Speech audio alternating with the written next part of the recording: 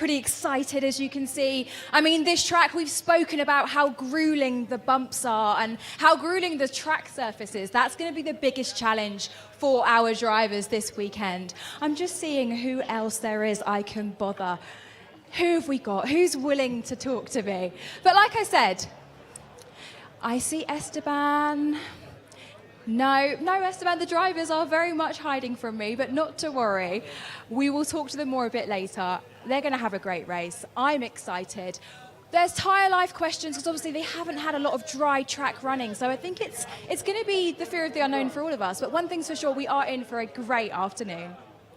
Thank you, Nina Jade, down there in pit road. I'd say definitely some question marks over tyre life. The wind as well. Jan Bernier mentioned it's still windy, and that was tricky in quali. And in the pack, at least, the wind will be the same for everybody at the same point. You know, when you're out on track and you're all at different points on the track, if it's gusting through turn one, you might not get what somebody else gets. In the pack, they're all going to have the same conditions. And also, it's a different ball game when you go into actual race. You have drivers next to you that are fighting for that position. Qualifying is one thing. Pure speed on a single lap has different requirements than racing with 20, 30 cars on track. So there is some extra tension about the start itself. What can go wrong if the drivers don't stay alert or be ready what's about to come. And Sebring is a big challenge because of the hard character of the racetrack. The surface, we mentioned many times, is a very bumpy, and the character of the racetrack is more to a street circuit. So there's no real space to make errors or mistakes.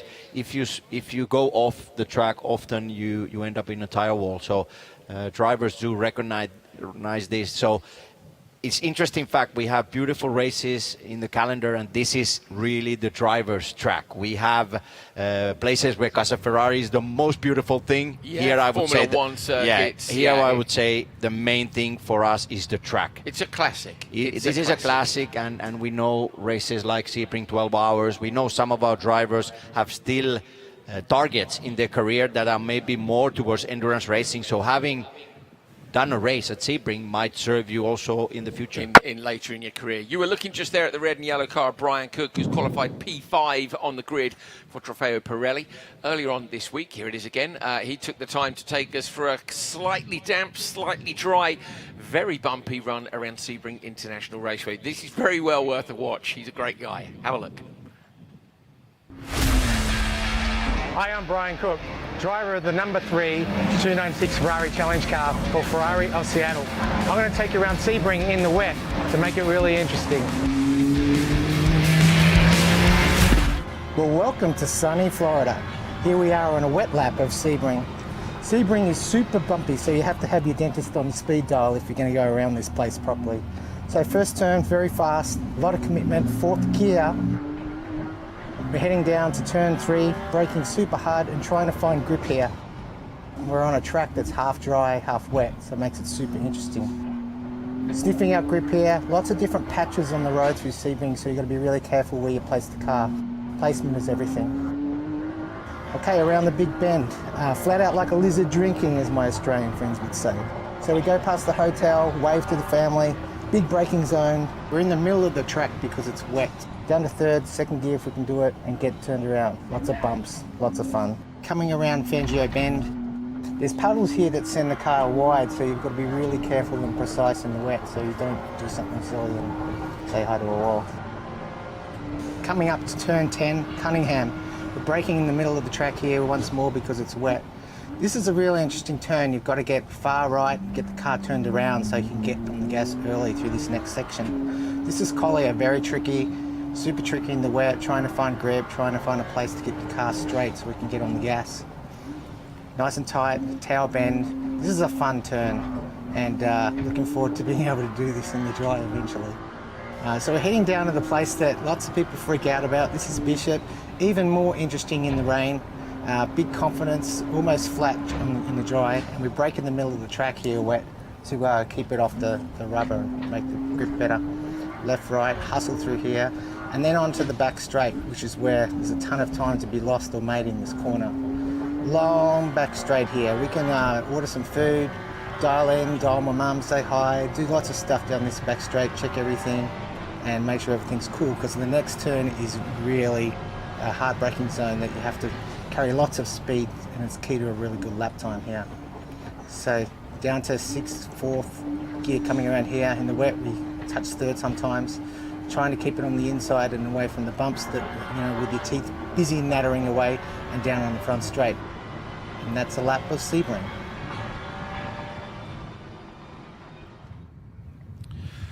Fantastic lap, fantastic turn of phrase as well. We loved some of the stuff he was saying. We watched it earlier in the qualifying show. If you missed it, where were you, first of all? But yeah, great lap in tricky conditions. Obviously, the conditions are much better now, but we've got a pack of cars out there. You know, you got to get into defending. You were saying, Tony, that you might expect the action to continue all the way down to turn 7 on the opening lap. Yeah, I mean, the onboard shows us the difficulties and the challenges you have on this racetrack. Wet weather and wet tire running, racing lines are different compared to now, but it's still some similarities, meaning that the grip, you need to look for it a bit. It's not a solid from all the way outside, tight apex inside, and then all the way wide in the exit of the corners. You need to look for that grip, where is the best handling of the car and where is the best grip on this track. The surface itself is not solid tarmac. There is a mix of all the different patches. There is old new concrete, and all the bumps that you have around the racetrack puts a high demand for the team and the engineer to set everything right, and then for the drivers to behave in the right way. You cannot force the issue too much when the tires are cold. And at the race start itself, you can go side by side, turn 1. After turn 3, the next 2 corners, single line more or less. And then again, you have the big bend going all the way to the hairpin. And in the hairpin, you can overtake with the late brake move. So this is the big bend now in the pictures, full throttle obviously, all the way to 7, where you have a tricky braking point, and you can overtake other cars. Here we are further up on the opening lap, riding with Perina, seeing Perina here. After that is pretty solid, so I would say the main focus is until turn 7, and let's see what happens after that. Johnny Kaminsky, the pole sitter, has been really dominant so far, and there has been no one who can match his pace until now. So also another question mark is Kaminsky's endurance. How is 30 minutes? The tires underneath his race car, is the setup too aggressive? Is he going to burn the front or the rear tires? And what happens to the lap times? If you have suddenly too much oversteer on this track, you lose a lot of performance. We did see that with Manny Franco last time out in terms of tyre wear, although I think Manny Franco was a member, if I remember correctly, at Thermal, so we discussed, he may have known the right way to go with the car for the longer run. But as we've had this real lack of track time, there are definitely questions there. So it could be fun. It's definitely not a done deal. And while Kaminsky said he was excited, it was interesting. He paused a little bit when Nina Jade said, "Are you excited or nervous?" He's like, "No, I'm excited." But there's always that element of butterflies, because this is the point at which I just want to get going. But also the race 2 at Thermal, I think, was a good learning curve for other drivers. I think Manny Franco, having been raced for a few seasons now in IMSA, and he knows the importance of the race distance. So it's not only about the opening lap or one single lap or doing even the fastest time of the race. If suddenly the pace drops a lot in the second half of our races. So I think was an important lesson also for Johnny. One thing is set up in qualifying, and the other thing is how to manage the race. Right, we, ahead of the weekend, yesterday in fact, Nina Jade went and had a chat with some of our drivers and asked them a few little questions about the venue and the area and how they were feeling. So let's find out what Nina Jade got up to yesterday. Round 2 of Ferrari Challenge North America, and it brings us to Sebring International Raceway. It's a historic and unforgiving circuit, and I think with that being said, we ought to speak to a few of our drivers to find out their thoughts and feelings on the track. Lewis Flory, describe the bumps on this track in 3 words. Lots of fun. How's that? Challenging, bumpy, fun. Scary, bumpy, and even more bumpy. Intense, angry, and not kind. What's your initial impressions of the track as a whole? Well, it's got a lot of history, so I like that part of it, but it's very challenging. There's walls, and you're fast, and you're jumping, so it's a lot, but it's fun. This is one of those old school tracks that has stood the test of time. It has its reputation in history for a reason, and it's earned every bit of it. If you win tomorrow Yes. or on Sunday, Yep. the podium is next to the pool. Would you jump in? I'll jump in. 100%. Are we making a bet? Absolutely. If you win a race, you'll jump in the pool. Full suit. I'd be in. All Deal. right.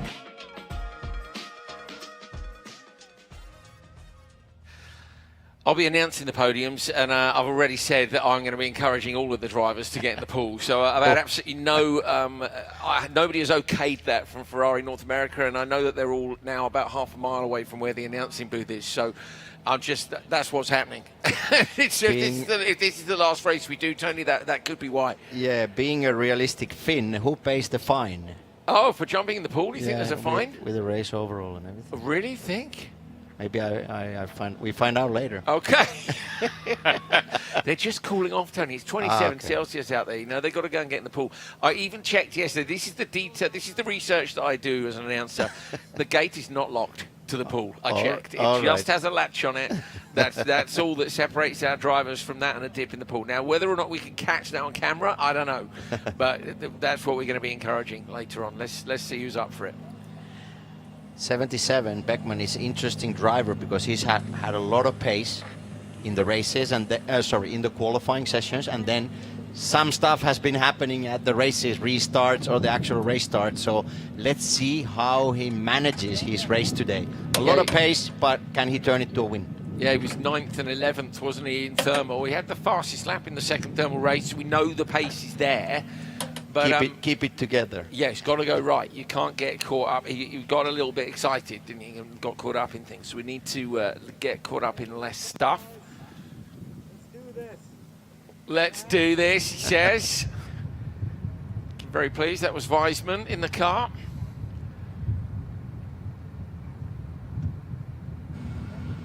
Umbrellas up as well, trying to keep the heat off the drivers. Gutierrez, the foil still on the front.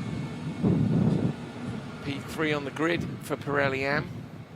It's Beckman, Mitchell Green, and then Gutierrez are the top three there. Kaminsky, Perina, and Favre in Pirelli. Yeah, we often mention Mitchell Green and Jan Bernier. So this time Bernier is a little bit further back. He's starting P5 in Pirelli Am. And there was nothing in it, though, was there? That was what was so fascinating, was that, and we said coming here that Pirelli Am was probably the tightest category, and there were 4 or 5 drivers within a couple of tenths of a second during qualifying.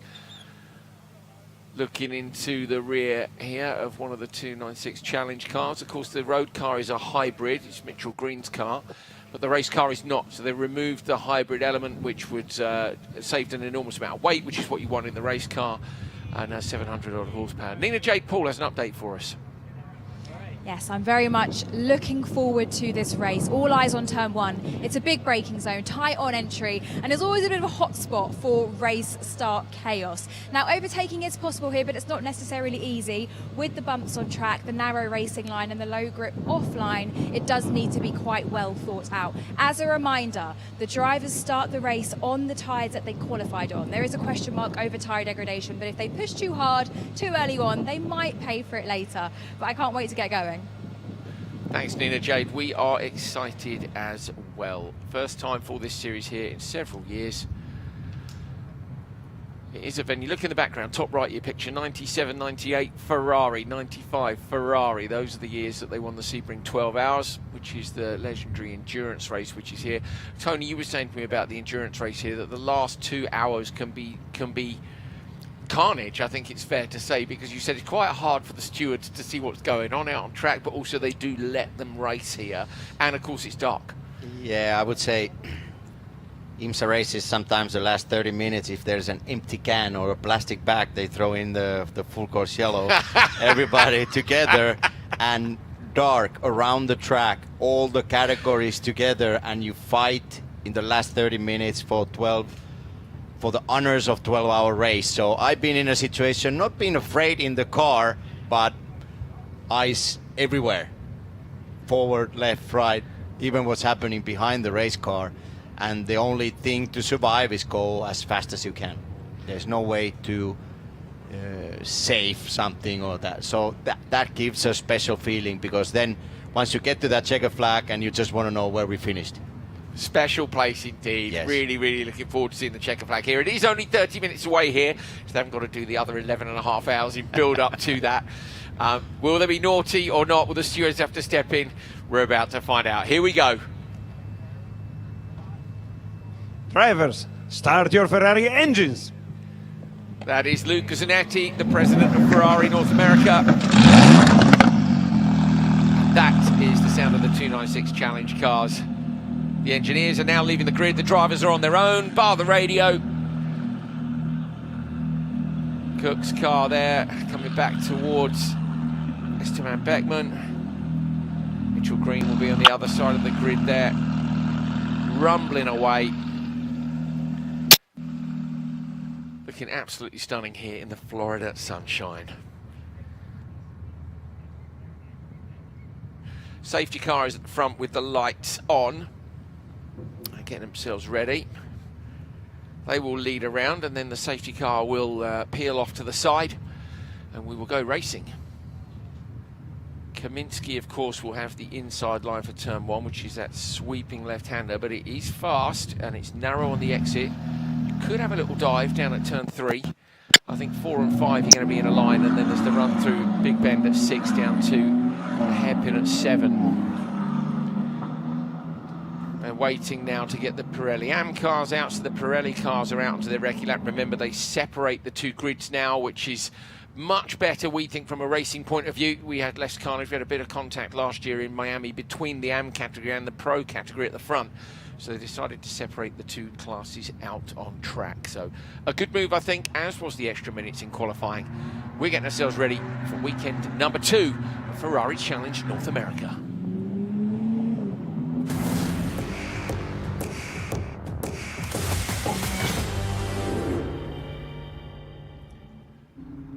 Sebring International Raceway is the venue for the second weekend of Ferrari Challenge North America in 2026. We started over at Thermal. There was a bit of carnage on day 1. They calmed down for day 2. Will they have remembered that or not? We'll find out. It's a bumpy circuit here. It's a legendary one. It's about 2 minutes for a lap. We've got a 30-minute race, so in theory 15-ish. The weather's been bad in the run-up to the weekend. What's the tyre life situation going to be like? Can anybody match the pace of Kaminsky out front? He was 4/10 up the road, qualifying ahead of Perina. Then we have Pirelli and with Beckman, Green and Gutierrez, Porter and Bernier separated by tiny, tiny margins among them. Going to be very tight indeed. So let's have a look at the full grid then for this first encounter from Sebring. On the pole, Johnny Kaminsky, 159.6. There's that gap of 4/10 back to Roberto Perina, but Perina was very strong at the end of last season, and equally so in Thermal, so he'll put up a bit of a fight, I'm sure. Brad Fowler, very good qualifying from him to be in P3. George Grinswick's the third, 201.1, nicely done as well. Then it's Brian Cook, we rode on board with earlier on, flat out like a lizard drinking, and then Jonathan Weisman in P6. On to row 4, and this is where our Pirelli AM category starts. Esteban Beckman on the pole, 201.002, and Mitchell Green with a 201.314, so about 0.3 of a second between them. Gutierrez and Porter on the next row, on row 6. Jan Bernier is on the inside. He's normally up with Mitchell Green, but if you look at those times at the bottom of the screen, you can see that it is very, very tight across this whole section. Martin Burrows on the outside there. There's Gregory Hopkins inside row 7 with Jay Logan on the outside. And at the back of the pack, hoping a bit of carnage will unfold in front of him, is Matthew DL, who Nina Jade spoke to in the feature earlier on. We want to see him jumping in the pool. That's what he's threatened to do if he wins. We're going to be encouraging any of the drivers to jump in the pool. I reckon they might. Depends if they've got 2 race suits. If they've got 2 race suits, I reckon they'll jump in today. If they haven't, I think they'll wait until tomorrow. Let's see. You notice the way they never spray each other with champagne on day 1. So I reckon, there might be some people who don't want to do it. Unless they're going to jump in their underpants. That might incur a fine as well. The safety car is going to be rolling in at the end of this lap. And then it'll be Kaminsky versus Perina on the run to the first corner. Here we go. Yeah, right now it looks like a quite big split between the two classes. It looked like the Pirelli AM drivers were further back quite a lot. So let's see. Yeah, huge gap between them. Like last year it was 5-6 seconds, and I mean their grid's still completely spread out. Yeah. 2 of the safety cars. Let's see. They'll get them lined up as well. At least that'll give us a chance, hopefully, to call both off the start. It is a compact field here today for Trofeo Pirelli. Kaminski putting a little bit of a squeeze here on Perina. Perina showing himself right up alongside it. Is, of course, they have to stay in lane and they have to wait until they get to the green flag and the start line before they can make a move. So it's advantage Kaminski on that inside line. Then Favre and Grinsvich on the second row. Cook and Weisman at the back. They are in a tight old pack. Now the hammer goes down. Kaminski with a great start. So Kaminski gets away well. He's going to move out and claim the road. With him goes Perina. So Perina holds it outside line. Grinsvich has been done, I think, in the background by Cook. Cook was on the inside of Grinsvich. Grinsvich runs out wide. Green car, Brian Cook in the yellow and red behind. Kaminski still holds it with Perina. I think Cook has got it done. He has. So Cook managed to move up there off the start from P5 to P4. But Kaminski has got a nice clean start out front. Now then we get back to Trofeo Pirelli Am in the background.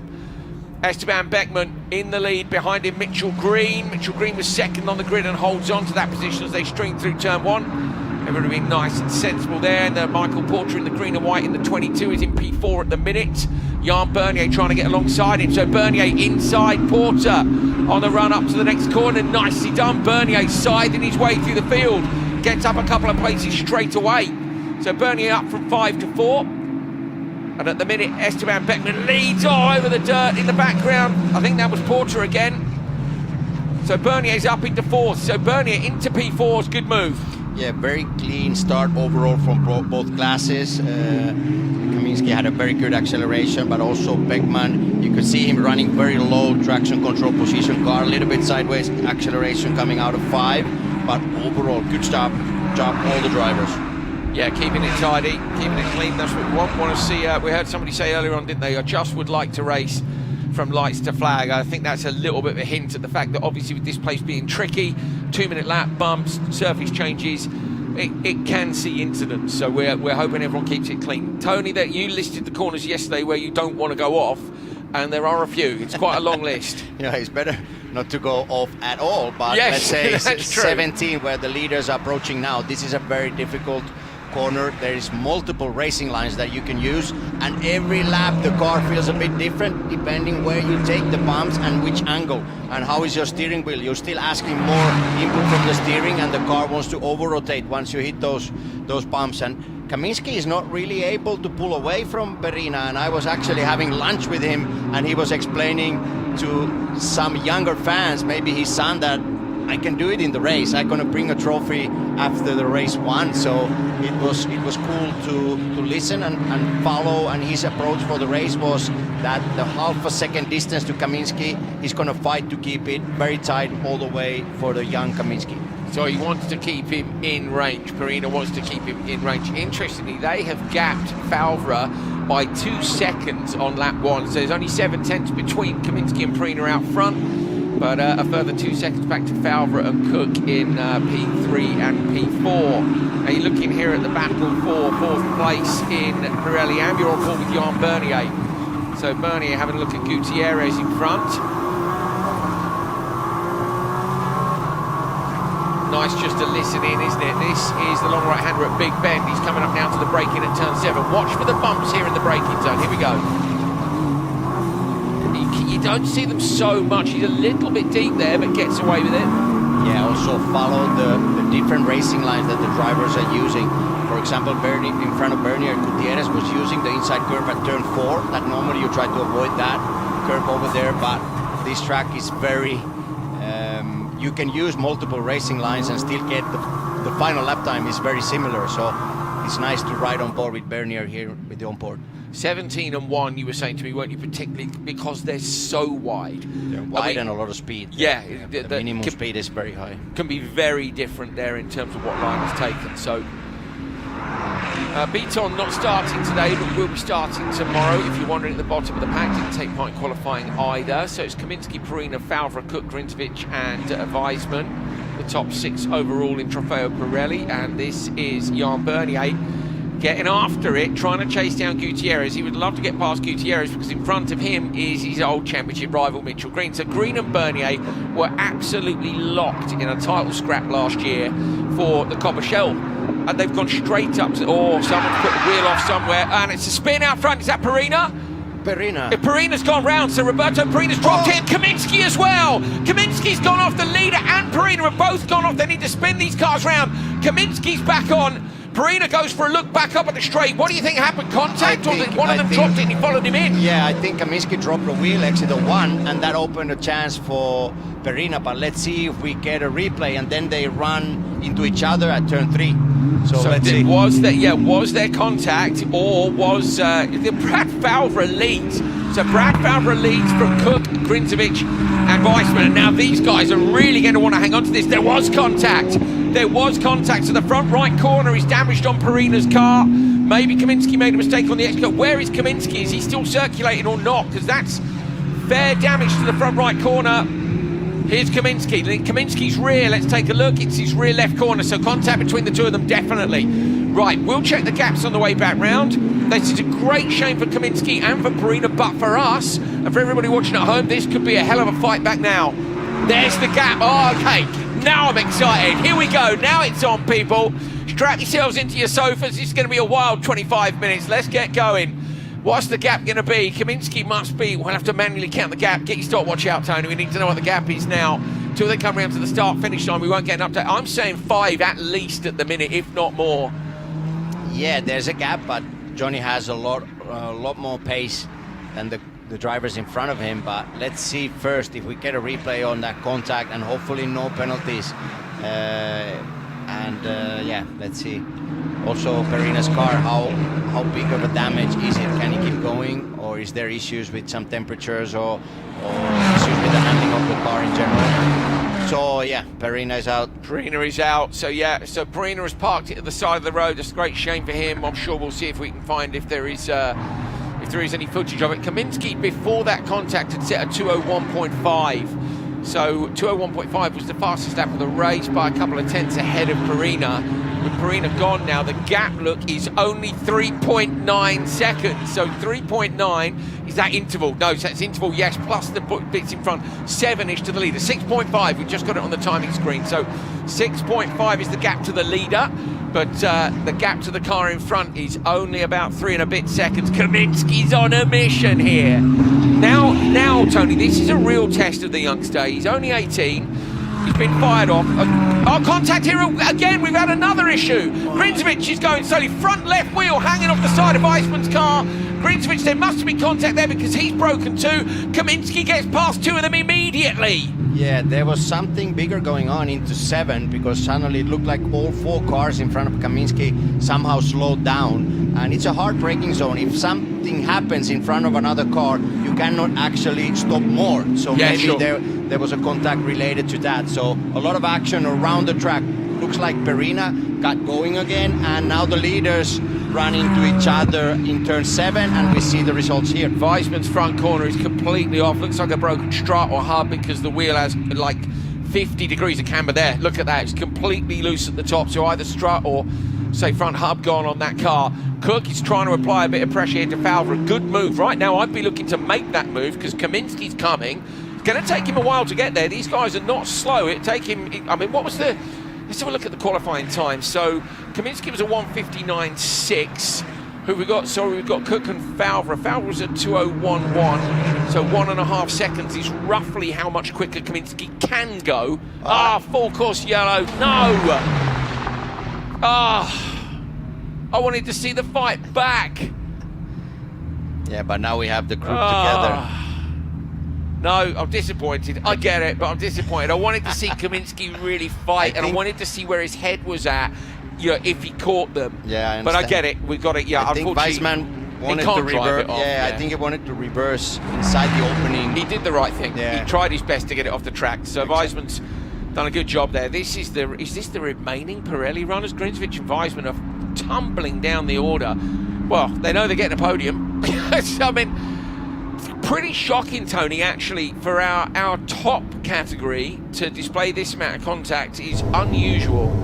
Yeah, and some of the contacts we're still hoping for replay, but this is the character of the track. If something happens in the motion in front of you and you cannot avoid what's happening there and you don't have space to go, then we end up having these contacts. There was a big pile of dust coming out of turn 1, and I think was Kaminski dropping off a wheel or going really wide, exit of 1, he lost some time, and that opened the chance for Roberto Perina to fight for the lead. And Perina knew that that was probably his only chance for the race win.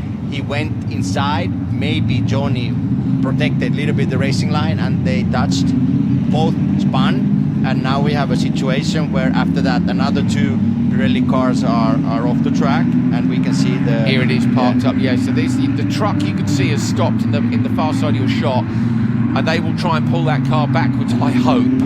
Pull it backwards through the gap and let the race continue. Don't mess about trying to drag it around the whole track, lads. Drag it backwards, get it out of the way, and we want to see some racing. So they're checking he's okay, he's fine. It's not a big impact. I mean, it's broken the car, but it's not. We're not talking high G stuff.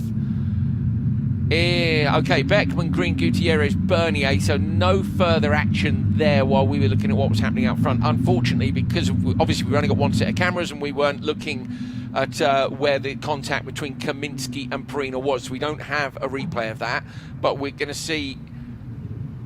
We've got some shots, some damage of Kaminsky's car that we can see in a moment. But what we're thinking is we're going to try and get the onboards from the teams overnight and see if we can figure out what happened. So rear left corner, how significant is that, Tony? You'd know better than me in terms of aero. It's a bit, but it's not huge, is it? Yeah, it's not huge until it's only that part that the suspension or the rear toe didn't change. Obviously not ideal for the airflow underneath the car and everything related to the aerodynamics, but at the same time, I think with that race car you can still go pretty fast. So Johnny still has all the tools to retake the lead of the race. Let's see if we can even find the onboards tonight, so we can explain. Yeah, that's a bit what better. I'd like to see. Yeah. Probably Perina's is probably best, unless Kaminsky has a rear facer. Yeah. So we'll see what we can do on that front. If Brian Kaminsky's watching, Johnny's dad, perhaps you can find out if we've got a rear facing on, but we want to try and see what happened. Kaminsky is having a little lean on the car now, and that'll be partly to keep the tyres warm and partly just to check that everything is exactly as he's expecting it to be. Favre out front doing the same. I was just looking at last laps, and there is 2 seconds between Kaminsky's best lap and his last lap, but it's not enough data to be able to say for sure. Yeah, so far it looked like a little bit like you said on the Pirelli. Surprisingly, we see there most of the action, and Pirelli AM drivers have behaved really well. Beckman really solid start for his race, Mitchell Green as well. Bernier was the mover at the start. He was able to get 1 place. After that, the top 4 at least stayed pretty much the same. And now we're just waiting for the restart. Drivers in general, they want some information from their team when they are behind a safety car, how much time there is left in the race, which position am I, if there is confusion related to that. And also, as a driver, keep the car as much as you can on the racing line in the occasions where there's a lot of pickup. So a lot of loose rubber outside the racing line, don't go there, because this will make your life very difficult at the restart, because there's no grip and you need to clean the surface of your tires. Also weaving from left to right, so we have good images in F1 where 19 drivers are weaving and one driver is not, and that's from Finland, Kimi Räikkönen. So I think the most of the temperature you can still keep with the brake itself. So you create heat to the rotors, to the brake discs, and then they submit it to the wheel, and all the rest, weaving left and right. Yes, it has some effect, but it's still minor. Good lads, so they've got that car out of the way.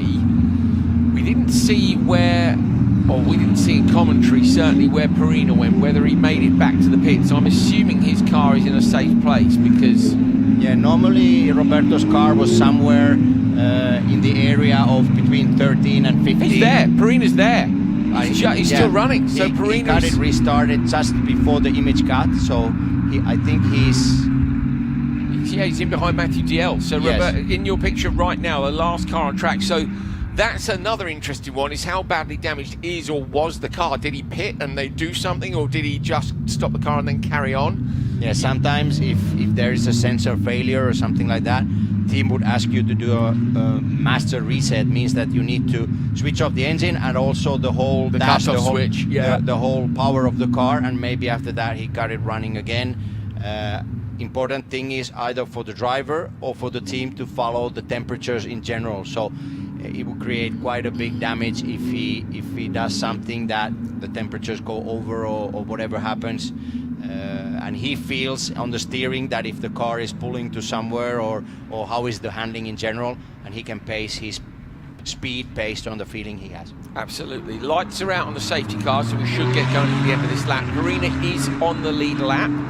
Our spotter, Amanda Jeanette, has told us. So the lights are out. We say, is there going to be anybody home at the back of the pack for Farina? Can he make his way through? The thing is, he does, Tony, in some ways, he doesn't have to do anything, because at the minute he's going to get P4 in Pirelli, because all the other cars in between are from Trofeo Pirelli AM. So he could, in theory, do one lap and park the car, and that will give him the advantage over Grintovich, Weisman and co, and would secure him P4. But there's a bit of me that thinks this might not be done yet, and you might as well hang on out there on track, because if there's more contact at the front, he could end up on the podium. Yeah, let's see how Roberto approaches. Look, there was a lot of cars accelerating and almost running into each other between 16 and 17 because they suddenly slowed down. So let's see how the restart plays out. So Favre then probably, I don't know how used he would be to doing a restart, but he comes through 17. Over the bumps, Kaminski goes with him in the background. Beckman and Green drop back a little bit. Kaminski runs the car out really wide. He's tucked it up underneath Cook on the run down to the first corner. So on the run to the first corner, Brian Cook under pressure. Kaminski looks one way, then the other, comes out wide. Going to try and go round the outside of Brian Cook. Kaminski going the long way round. Favre in his way if he's trying to take the lead. He is alongside Cook now. So Kaminski has surely got that done, but they're coming down to a left-hander. Cook up the inside of Favre. They both outbrake each other. Kaminski inside Favre gets P2. They're falling back now towards the Trofeo Pirelli AM drivers behind. Kaminski takes second place. The car's moving around a little bit here. Esteban Beckman right underneath the back there. So Favre drops back, Cook into the lead, Kaminski into P2, and Kaminski now shows him again up the inside. He goes defensive. Kaminski very defensive. Beckman is right there with Favre, but they hold on to the positions. Nothing silly up in turn 7. Okay, we're away again. Complete reversal of fortunes. Yeah, I think the thing was that Favre lost a little bit of momentum in the middle of turn 1, and that opened the chance for Johnny Kaminski to challenge on Brian Cook, and then Brian decided to go all in into turn 3 and take the lead of the race. So great fight, a three-way fight at the top. Beckman a little bit in a difficult position. He doesn't want to get involved with the Pirelli guys, but he has a lot of pressure from behind. So the class split sometimes creates these issues. I bet Beckman's going really well here. You know, why not just jump on the tail of it? If he can put a Pirelli driver between him and Mitchell Green, it gives him a rear gunner, you'd go for it. Now, if ever he needed the phrase that he used on his onboard lap, flat out like a lizard drinking, it is now. So Brian Cook needs to be proper lizard drinking to try and keep Kaminski from behind him. Johnny Kaminski freaky fast, looking for a way here. And he's in the slipstream. And you can overtake either in the entry or in the middle of the corner. So there is a chance to overtake here if you go inside with a more speed. Let's see, there's no space. Brian is protecting the inside line. Yeah, Brian covered it, didn't he? Cook covered it off, but Kaminski's seen that he's covering the inside. He goes round the outside. This is the move that he made earlier on to try and get through, and he's going to be alongside Cook. Great move from Kaminski, better exit speed, uses all the road, and he is inside Brian Cook on the run into the first corner. And Kaminski, having been spun after contact from the lead right here, has managed to get himself all the way back from 5, 6, 7 back down the road. Yes, the safety car was out. Cool head on this young man's shoulders. Now can he retrieve that win, the top step of the podium, from what could have been a disaster? Yeah, very, very impressive recovery, how he took the race lead back. Also, Brian, he needs to use more road in the exit of 17. Yes. He has a very tight line, so that penalizes a little bit on the run in the main straight. So we saw Kaminski do it to him on the previous lap, didn't we? And then with the mistake that Favre made, it all got switched around. So this is turn 7 now. That's when they're closest to us in Castle Ferrari.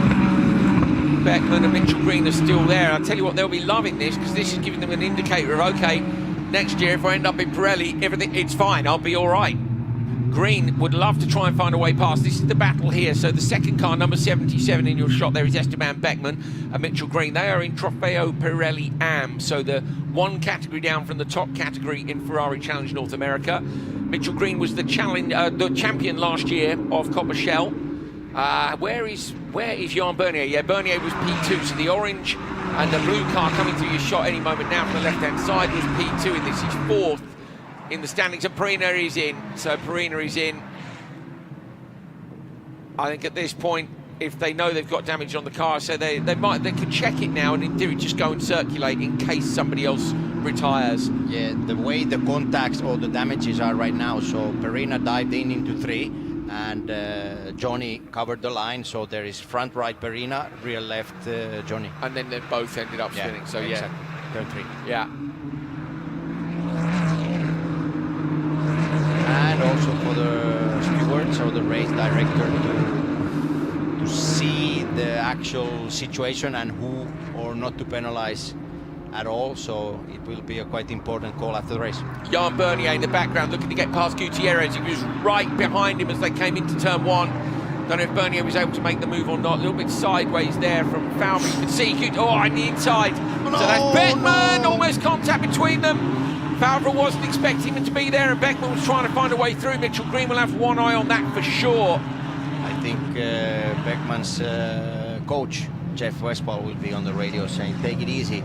Stay out of trouble. This is what we're saying. Stay out of trouble. We need that race win to relaunch ourselves in the championship, Pirelli AM championship. So watch for Bernier in the background on the braking zone. Sorry to interrupt. He was looking at Gutierrez. He's flashing his lights at Gutierrez on every single straight. And Beckman's going again. He's really strong. His car is handling really well, and he's driving really well as well. So he has a lot of performance to be able to follow another car so closely. But just stay cool-headed now. You need that race win for your championship. Beckman in the lead of his race, but wanting to get a car in between him and Mitchell Green. He's got a gap over Mitchell Green. You'd be tempted to just sit there, wouldn't you, and see if you can grow the gap. The team, of course, will be across each of the individual lap times. Bernier in the background still can't find a way past Gutierrez. And Bernier actually being caught, I'd say, a little bit by Michael Porter behind him. So there's 3 cars there. Porter, look, in the green and white, is getting onto the back of Jan Bernier. So desperately trying to make a break for it, maybe a little bit wide there. Porter now is really eating them up. So Michael Porter is onto the back of Jan Bernier. Bernier now having to look in his mirrors instead of try and make a pass. Yeah, Bernier was a little bit offline for the, let's say, 15-16. A little bit of understeer, and he lost the inside racing line. These 3 are still very tight together. So there's 2 Pirelli drivers and then Beckman, the Pirelli AM leader. There's that tight line again from Cook, but this time he runs it out a little bit wider, so Cook's taking it wider this time. Okay, Beckman flashing the lights again. Esteban Beckman leading Trofeo Pirelli AM, trying to find a way past. I wonder if Fowler might say, I tell you what, if you want to go, mate, just go. Fowler's got nothing behind him. In some ways, I'd be tempted to let him past. Yeah, and he's costing time for both of the drivers, so Fowler needs to protect, and Beckman is looking for an opportunity to overtake, so both are losing lap time. Beckman needs to wait for 7. Stop losing time in the run between, 3, 4, 5. Just wait here through 6, and he's sideways. You said Beckman was running loose traction control at the start of the race.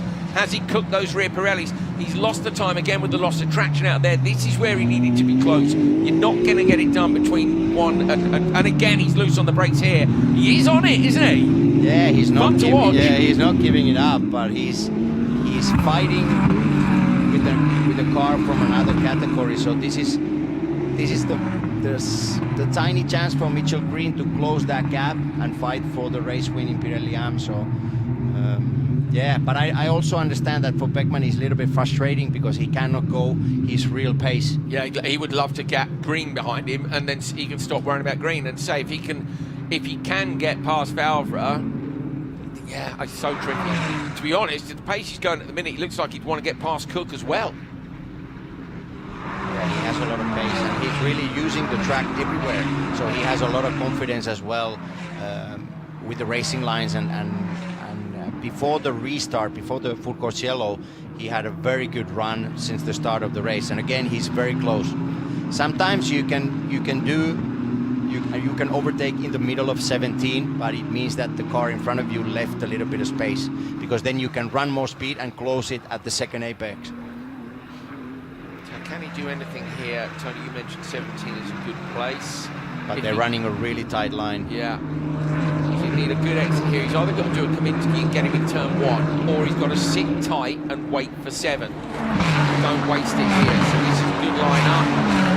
He goes out wide. Favre goes out there to hold his line and defend it as well.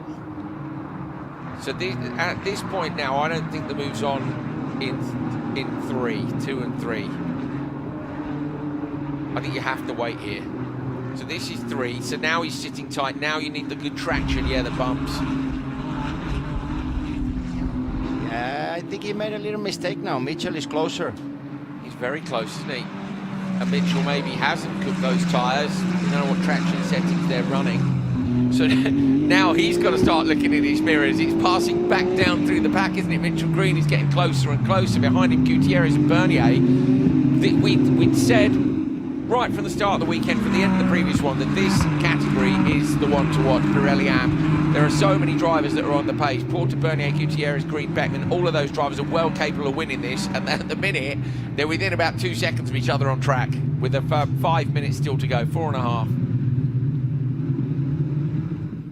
Yeah, I think the other thing is Johnny needs to keep up building the gap in case race director gives some sort of penalty. I don't know what's the normal penalty here if there's a contact and if he's considered, let's say that it was Johnny's fault. We haven't seen the images, but just to be safe, just in case, go flat out, build 6 seconds, 10 seconds, whatever they decide. 5 and 10 are 2 very popular penalties, aren't they? So the other thing is they can't drop him behind Perina because Perina is out. That's when you see a random penalty sometimes. Oh, the driver was 7 seconds back, so they give him an 8-second penalty to drop them behind the other driver. And we are massively guessing here. We must stress that we haven't seen anything at all. We don't know whose fault it was. Usually, obviously, with the driver coming from behind, you might argue, and if the damage is only on the front corner, he's maybe only 10% up the inside. And turn 3 is a very difficult place to overtake. If you protect the line just a little bit, there's no space.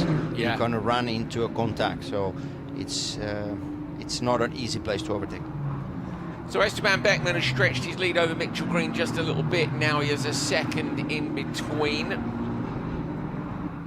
Gutierrez is right with Mitchell Green, as is Jan Bernier. Porter has dropped a little bit off the back of these 3. So Bernier is looking for a podium position here by getting past Gutierrez. Mitchell Green, Green is very sideways indeed, and he's going to lose a ton of time here because this is the run down to the straight.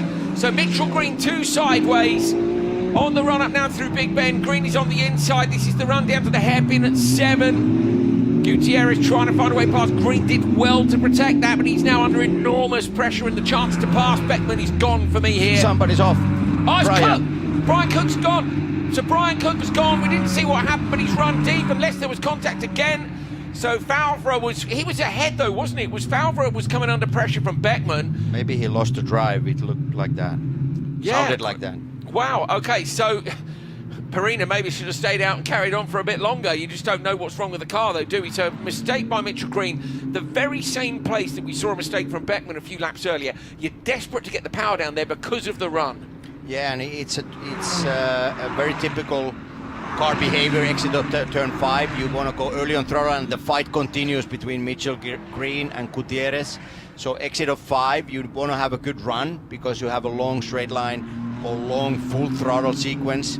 But there's not a lot of grip, and with the tire wear it gets worse and worse, so you need more patience. And these guys have had a couple of laps behind the safety car, so there is a chance here that the tyres are actually going off, I don't know, 5 to 8 minutes before the end of the race. We're seeing sort of 3-4 minutes. They're going to get another lap in, but this should be the last one. So yeah, so Kaminsky leads. He crosses the line. What's that gap? You said he wanted 10. It was 7.3. Gutierrez went wide. Bernier over to Gutierrez. Yeah. So Bernier's got Gutierrez good spots. That was in 17. Yeah. So Jan Bernier's got past Gutierrez. Can he now get past Mitchell Green? Beckman is still in behind Favre. Cook has dropped all the way back. As we said, he's come off parked it off the side of the road. Bernier now coming under pressure again. So Gutierrez trying to find a way back past, slides it up the inside into 3. great move, really late, and he's going to hold on to it. That's amazing. That was amazing. Jan Bernier, he lost a lot of momentum through turn 1, and Gutierrez was able to be very brave, and he got the position back. So is that a result of the move that Jan Bernier made in 17, maybe, or is it a mistake in 1? Difficult to say. It looks like some of the drivers, their performance in turn 1 varies a little bit. Sometimes they lose time, sometimes they gain a lot. So just looked like Jan Bernier had some issues mid-corner turn 1, and he didn't have a good run into 3. Gutierrez was a little bit slow out of turn 7. Looked like he was tight on the exit. Bernier has a look on the inside line, but there isn't a way through. That's going to have that little battle should mean, I was going to say Mitchell Green's got breathing space, but not by much. Beckman out front. This is going to be a much better result than he had at the 2 previous ones if he can hang on to it.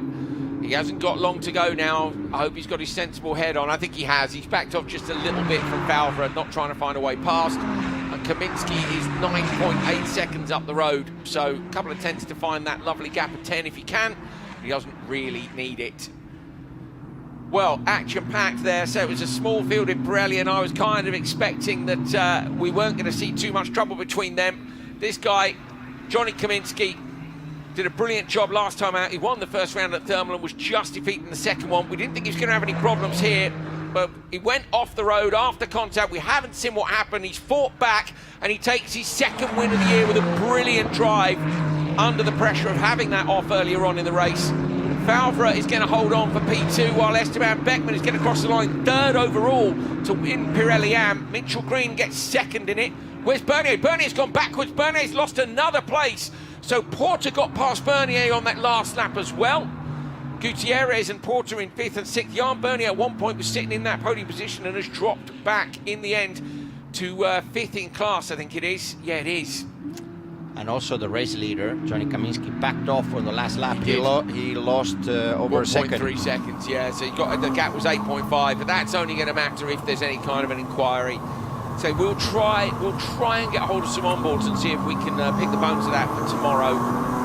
So if you want to join us then, of course, it's a double header, don't forget. So qualifying will be in the morning. I don't know what time, probably, I'm going to guess, I'm going to say about 9:40. Was that, for a second there, I thought that was the, that's the number 1 wave. I thought it was, wasn't something else, but it wasn't. He's very happy indeed with P1. Of course, that's where all the families are standing. They're up at Casa Ferrari, which is at turn 7. We're expecting the action to be there, but it actually wasn't. Most of the passing, I'd say, was in turn, attempted, was up in turn 3.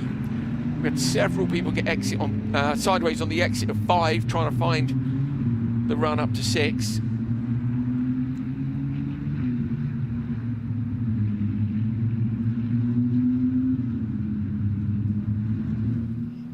Drivers coming back in now for the end of the run.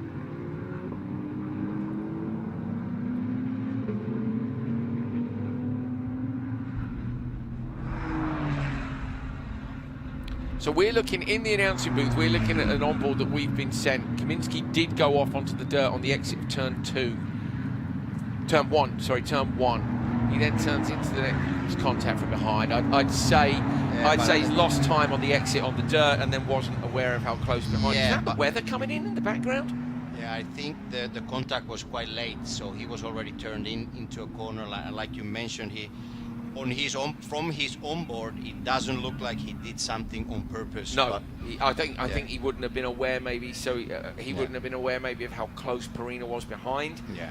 We don't have any information here to see if anybody is under investigation or not, but nice to see that on board, so thank you to the team for sending that through to us. Yeah, there's no way he'd have been aware of Perina. He's probably still thanking his lucky stars he didn't go off. He was all 4 wheels on the dirt, wasn't he, on the outside of turn 1.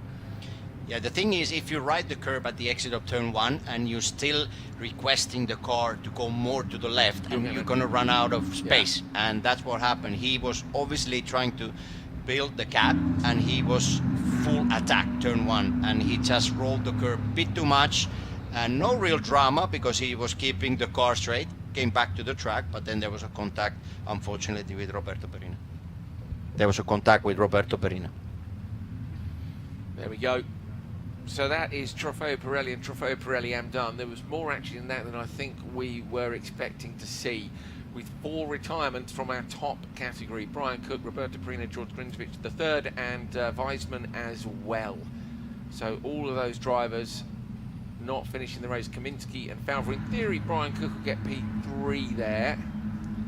Well, he should, yeah, even though he's down in 12th, he is third in class. So Cook, despite not making it to the end, we didn't see what happened with him in the red and yellow car that you saw cutting the grass about halfway through that race.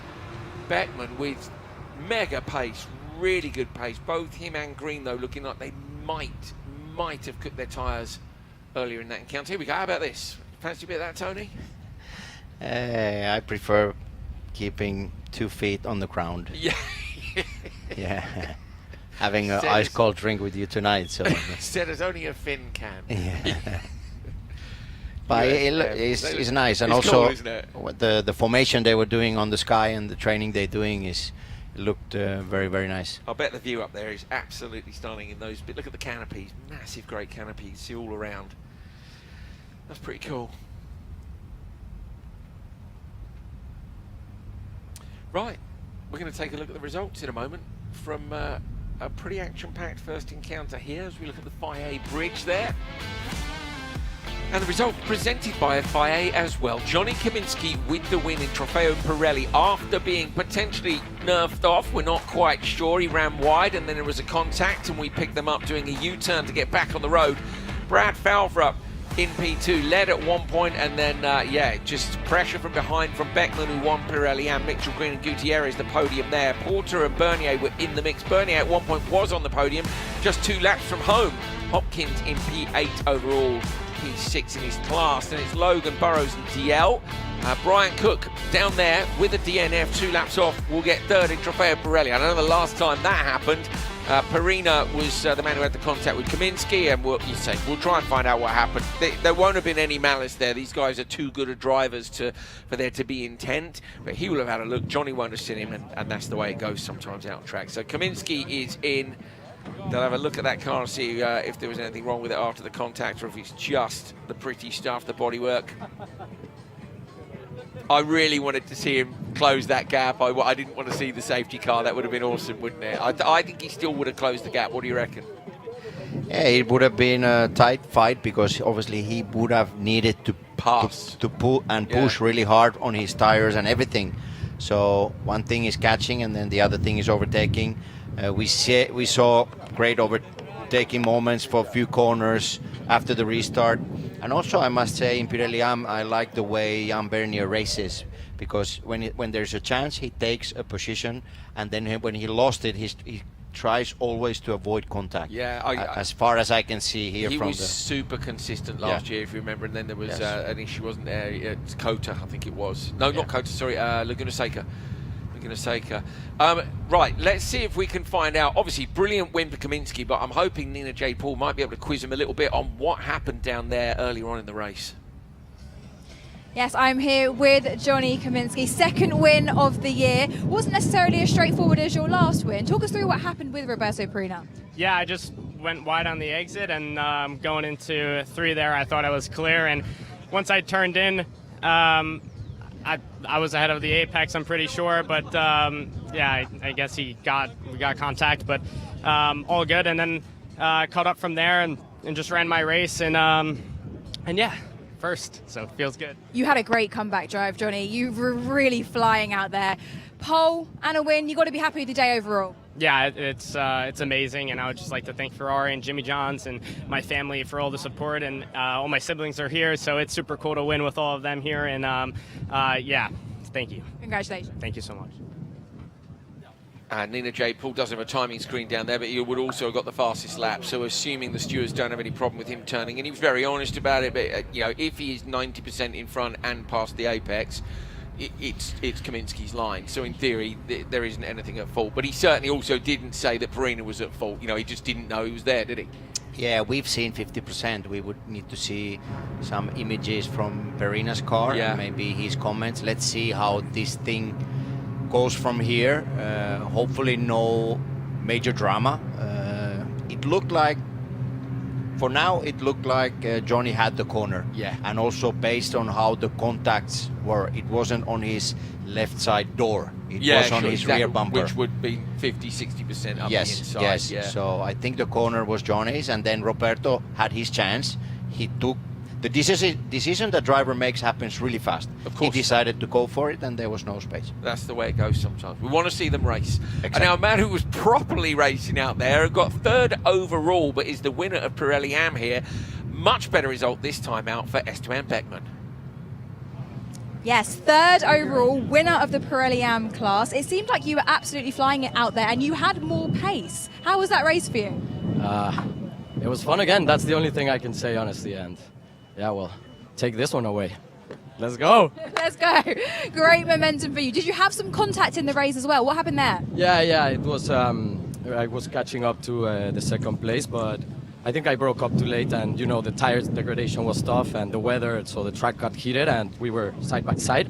So yeah, it was a little bit of contact. It was hard, but... Talk to us about the degradation. Was it quite high out there in the end? You know, at the end it was. The weather, the track got like greasy and it was very slippery at the end, especially in the braking zones.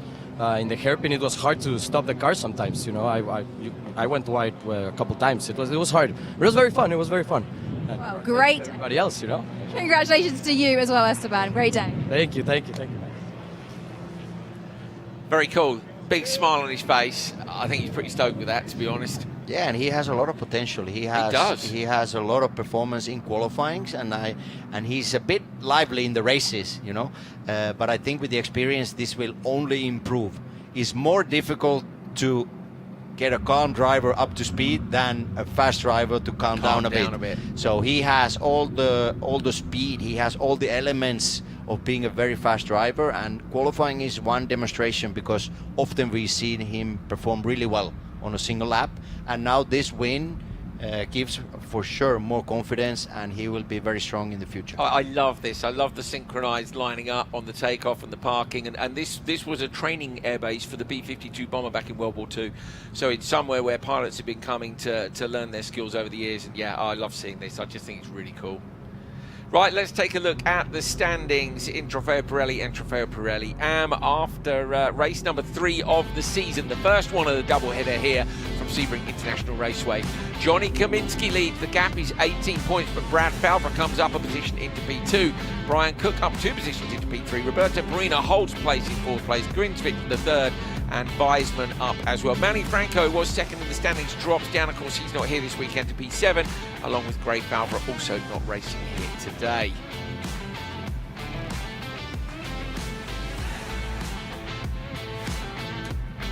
If we take a look at Pirelli and Mitchell Green, the championship leader, I'm just looking to see where he was before.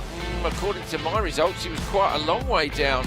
He was in 6th and 9 points off, so Mitchell Green up 5 places with a 1-point gap over Kevin Gutierrez. And Jan Bernier, look, sneaky Jan Bernier is still in there with those results. He had a 6th and a 2nd last time out. Mitchell Green had a 3rd and a 9th. So they both had one good and one bad race last time out here. Great start for Mitchell Green, and Bernier somehow hanging on and getting himself into P3. Beckman, look, he's up 7 places with the win. There are just 4 points across the top 5, but of course we are only 3 rounds into the season. DL Porter, Hopkins and Burrows round out your top 8. Mathes Chang, the double winner, of course, who's not here this weekend. Venceslas also not here, and Jay Logan, the 12. So Mitchell Green, last year's championship winner in Copper Shell, now leading Pirelli Am. That's where you want to be when you move up a category. Jan Bernier will be pleased to be in that fight as well. Does go to show, I think, that the promotion system works here. One of our drivers has been promoted up, having won both their races earlier on in Copper Shell, and we're going to see them move up from Copper Shell to Copper Shell. Sorry, from Copper Shell Am to Copper Shell, and we'll be able to watch that encounter very shortly indeed. If Trofeo Pirelli is anything to go by, stick around, because Copper Shell is coming up next, and it should be fun.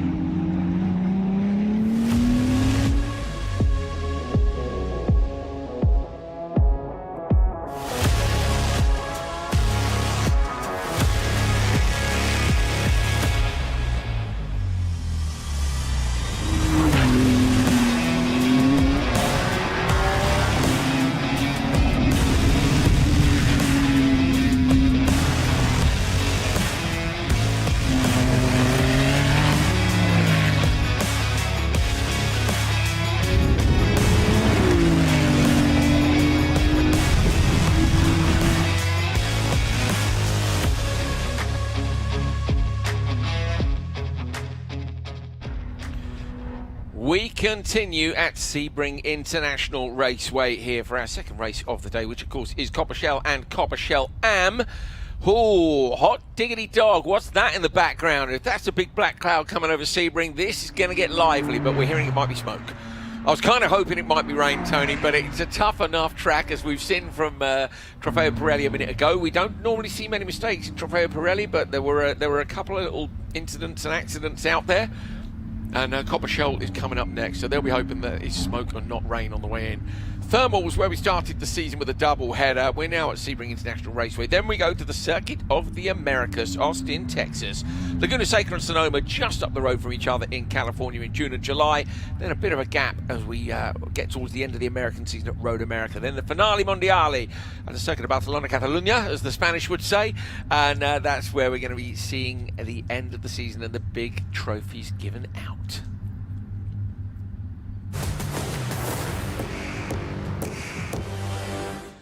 That is the 7 hotel you were looking at in the background there, and it's down at turn 7, top left of your picture now. The numbers on the corners refer to what corner that is. We've seen a lot of action today in 3 and on the exit of 5, where people were looking to get a run down to 7. Tyres may be cooked, we reckon, at about 22 minutes in, but the safety car was out, so it could actually be even earlier than that. Having said that, the Copper Shell and Shell Am drivers may not put their Pirellis under quite the same stress as the Trofeo Pirelli drivers did. So we might see them get a bit longer out of it. Track temperature is more than 0, I can promise you that. The air temperature is 26. I'm going to guess, Tony, at the track temperature being 35. What's your guess? It's pretty close. It's optimum conditions to have a car race, and yeah, I'm looking forward to this Copper Shell race. We have tight battle in both classes, Shell and Shell Am. We had more action than I was expecting in Pirelli, so it was quite hectic. Leaders running into each other. We had one safety car and full course yellow, and let's see how this plays out. We have more cars on track with this category. A lot more cars on track. Like this grid is absolutely packed. Like, we'll have to scroll on the timing screen if you want to see everybody out there on the road. There's Lewis Flory. Lewis didn't have the best qualifying session, ended up P9 in Copper Shell, which I'm sure he won't be happy about. Cool looking wheels though. You know I like a coloured wheel, Tony. What's your favourite colour wheel? Light gold. Cold. Yeah, light gold. Yeah, like dark gold. Ah, okay. I have it on my van in Finland. Yeah, It's brilliant. I love it. yeah.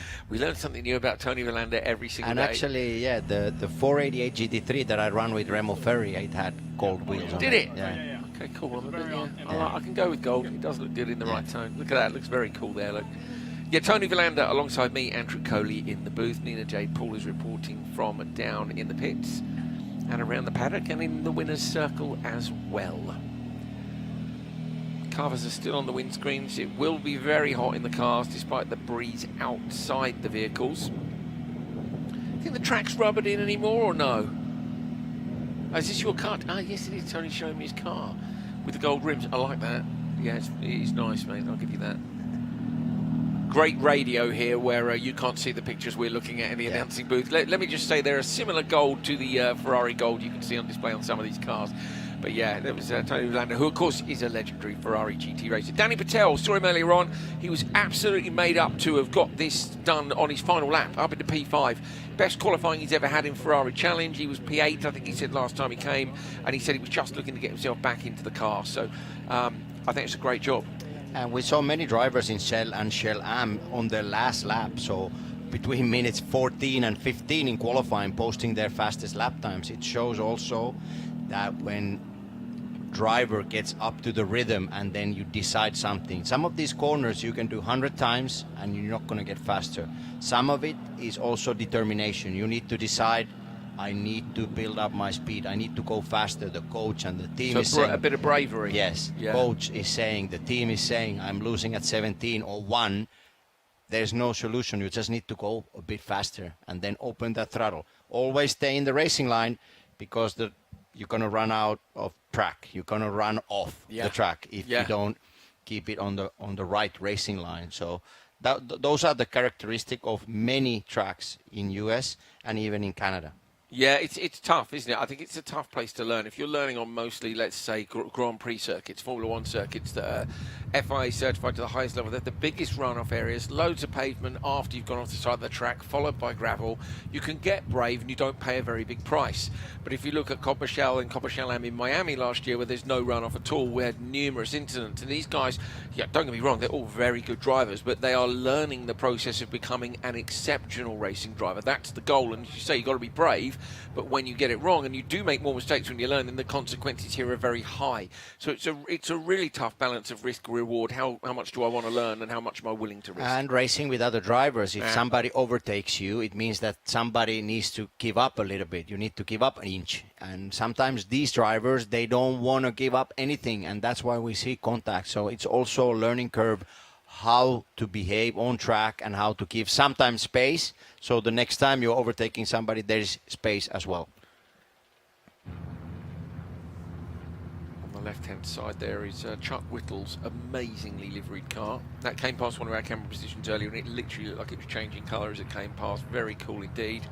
Yeah, Whittle was on P1 for a long time, and then it was Rosser who took the pole position in the end. All calm on the grid as we get ourselves ready. There's our ice cream machine as well.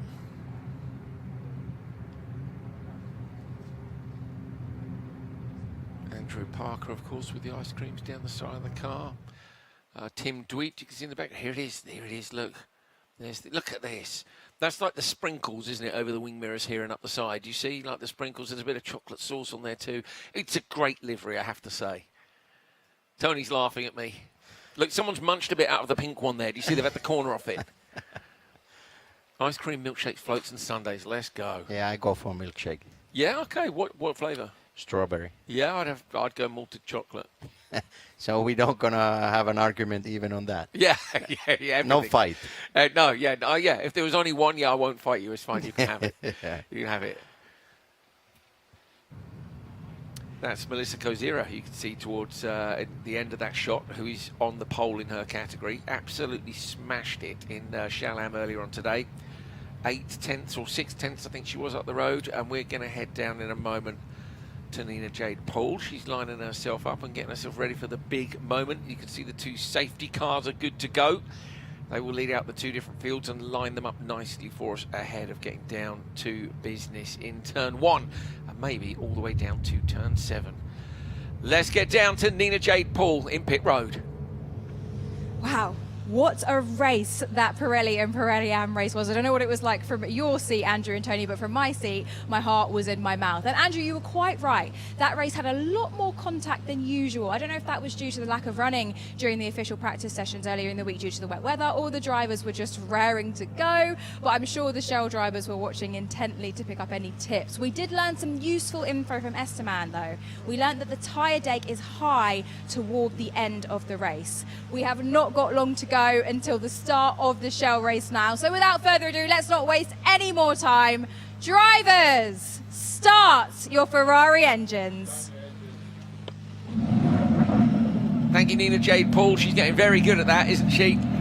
Chuck Whittle there is good to go. He's on the front row alongside Blake Rosser. Blake Rosser got the pole and then crashed. There's lots to talk about. If we would measure the pulse, the heartbeat of the drivers, this is the moment where the heart rate is the highest.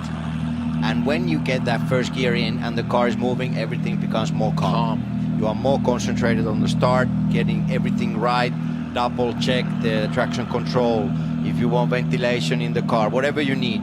But this is the moment where they're still very, very nervous, and the pulse, like I said, the heart rate is high.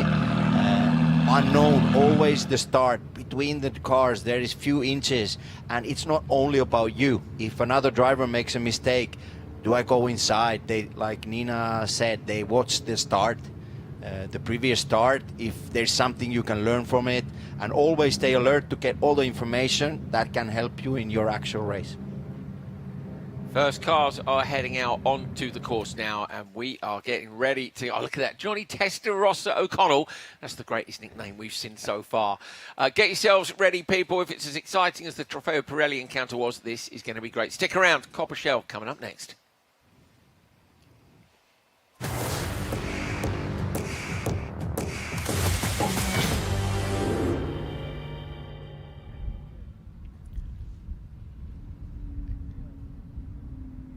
Okay, here we go. We are about to get started for the first Copper Shell race here at Sebring International Raceway, the second weekend of Ferrari Challenge North America 2026. The two categories are out on course on their warm-up lap, each with the safety car at the head of the field, and we are going to take a look at exactly how they line up ahead of the race start.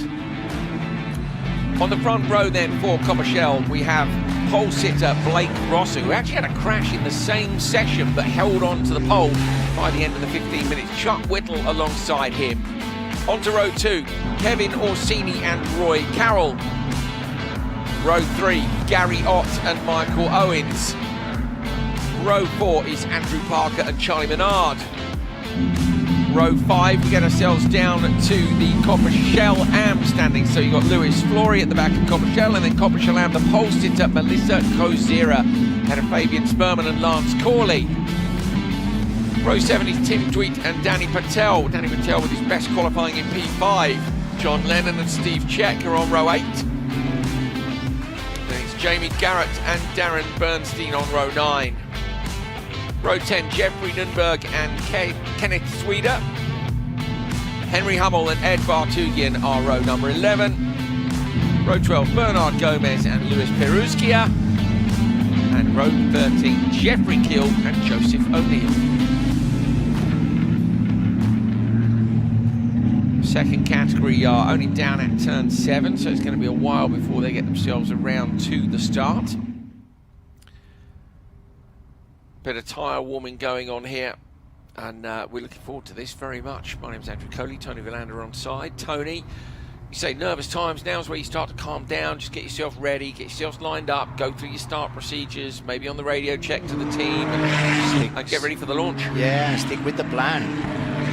If you decided with your coach, with your team, stay inside all the first 3-4 corners, stick with the plan. The inside lane normally stops a bit more. Turn 1 outside, there's an opportunity, but you're going to run out of space. There's no more tarmac left in the exit. So, yeah, you need to get a good acceleration. Obviously, the pole sitter has the advantage of little bit deciding the moment where to go, where not to go, but also the fact that with the green flag you go. So everybody needs to just be awake when it's the right moment. Well, we'll see who's got a plan, won't we? There's the very famous boxer who once said, everybody has a plan until they get punched in the face. So is anybody going to get it in the first corner? Hopefully not.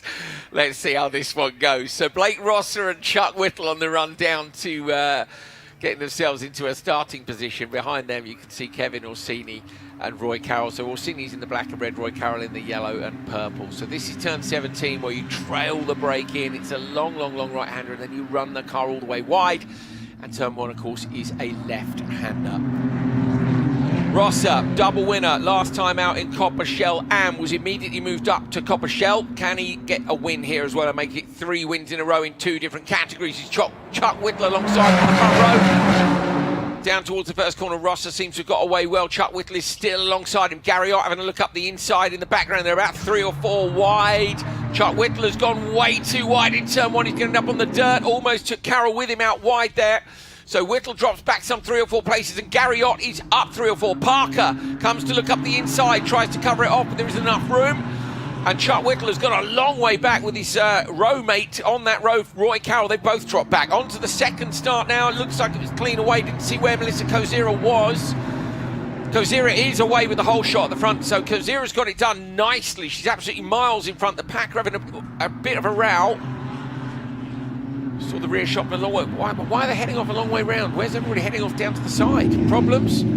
Oh dear, Carroll, that is going grass cutting, so that's down at turn 7. He's gone too deep. Roy Carroll dragging the dirt back on. That'll be just ahead of Copper Shell Am coming down, so he drops to the back of that pack. And there they are coming through towards that point on the circuit. Who are we with? No idea. Rosser, so with Rosser and behind him, Whittle's dropped back. It's Orsini in P2. Parker has come up from 7th on the grid into P3 here, with Gary Ott right behind. Whittle trying to make that fight back after a mistake in turn 1. Did Whittle just go in too hot? He had a very awkward line going into turn 1 at the start, so So Whittle lost a lot of places from P2. He went down, I'd say he's P5 or P6, so he lost a lot of ground.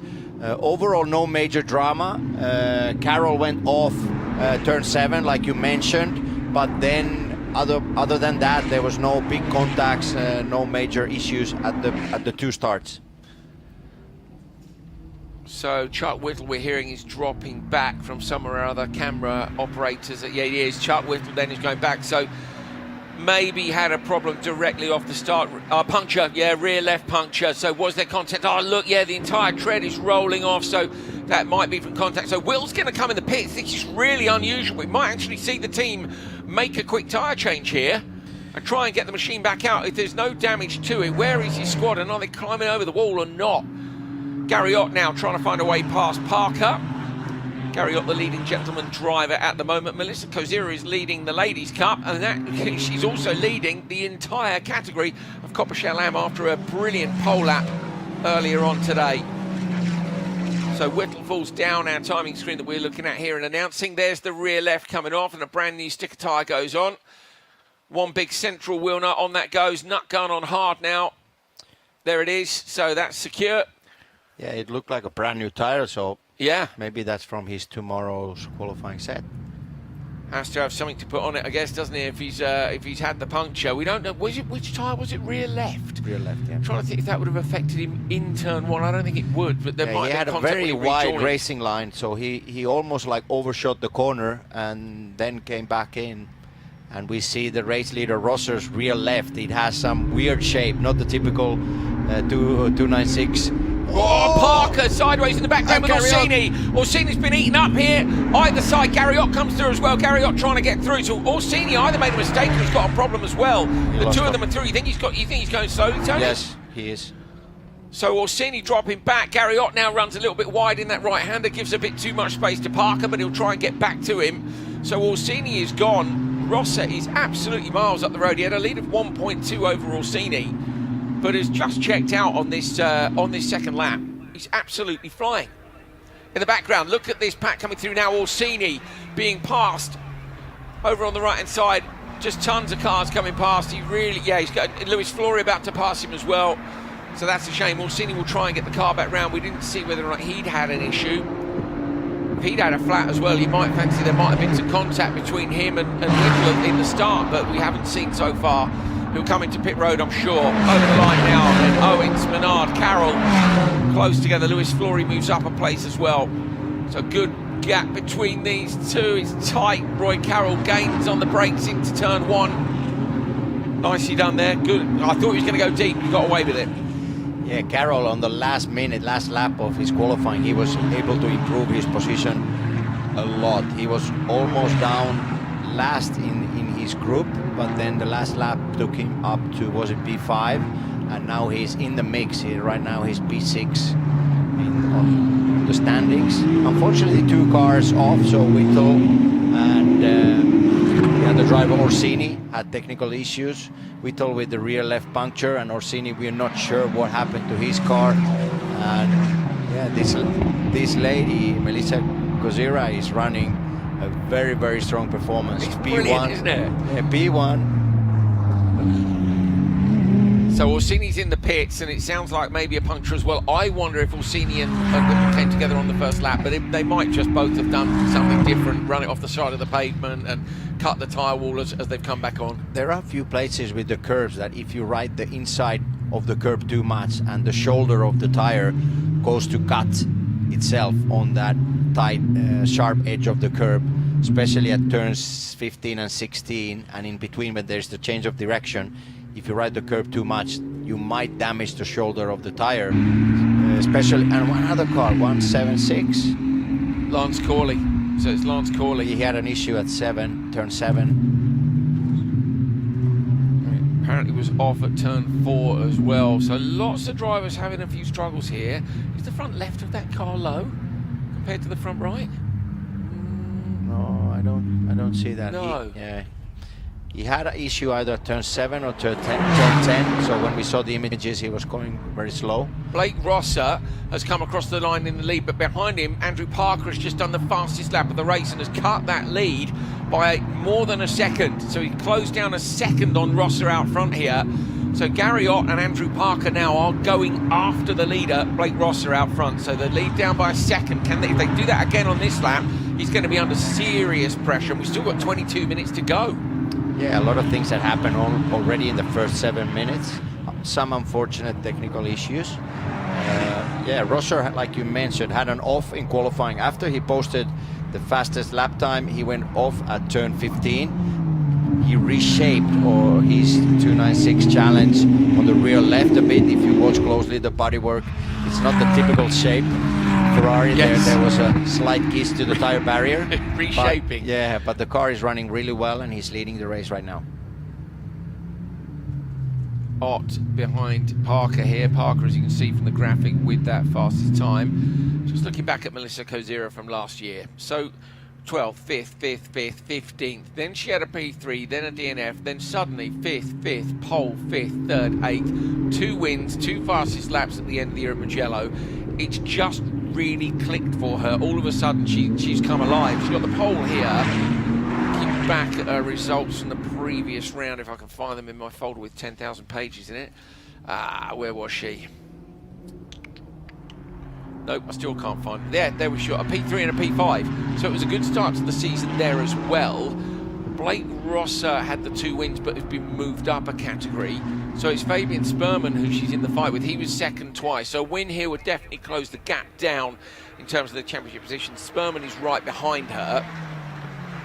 But I just think the win, here in America at home will be fun. She'll have loved getting those 2 done in Italy, I'm sure. But I love the confidence. Getting the pole lap is one thing, but edging away at the front of the field is completely different. Yeah, and she's showing the strong pace on a very difficult and demanding racetracks. Being fast at Mugello is not an easy thing, and the same thing here. So Melissa is very, very impressive, and she is bringing the form from the end of the last season to this season as well. Parker a little bit deep there on the run into turn 3. But has cut the gap again by 0.8 of a second. So 1.1 now. It was 2.8, then 1.8, so down to 1.1. So Rosser is coming under pressure. Gary Ott is going with at the moment. We switch to last lap and let's see.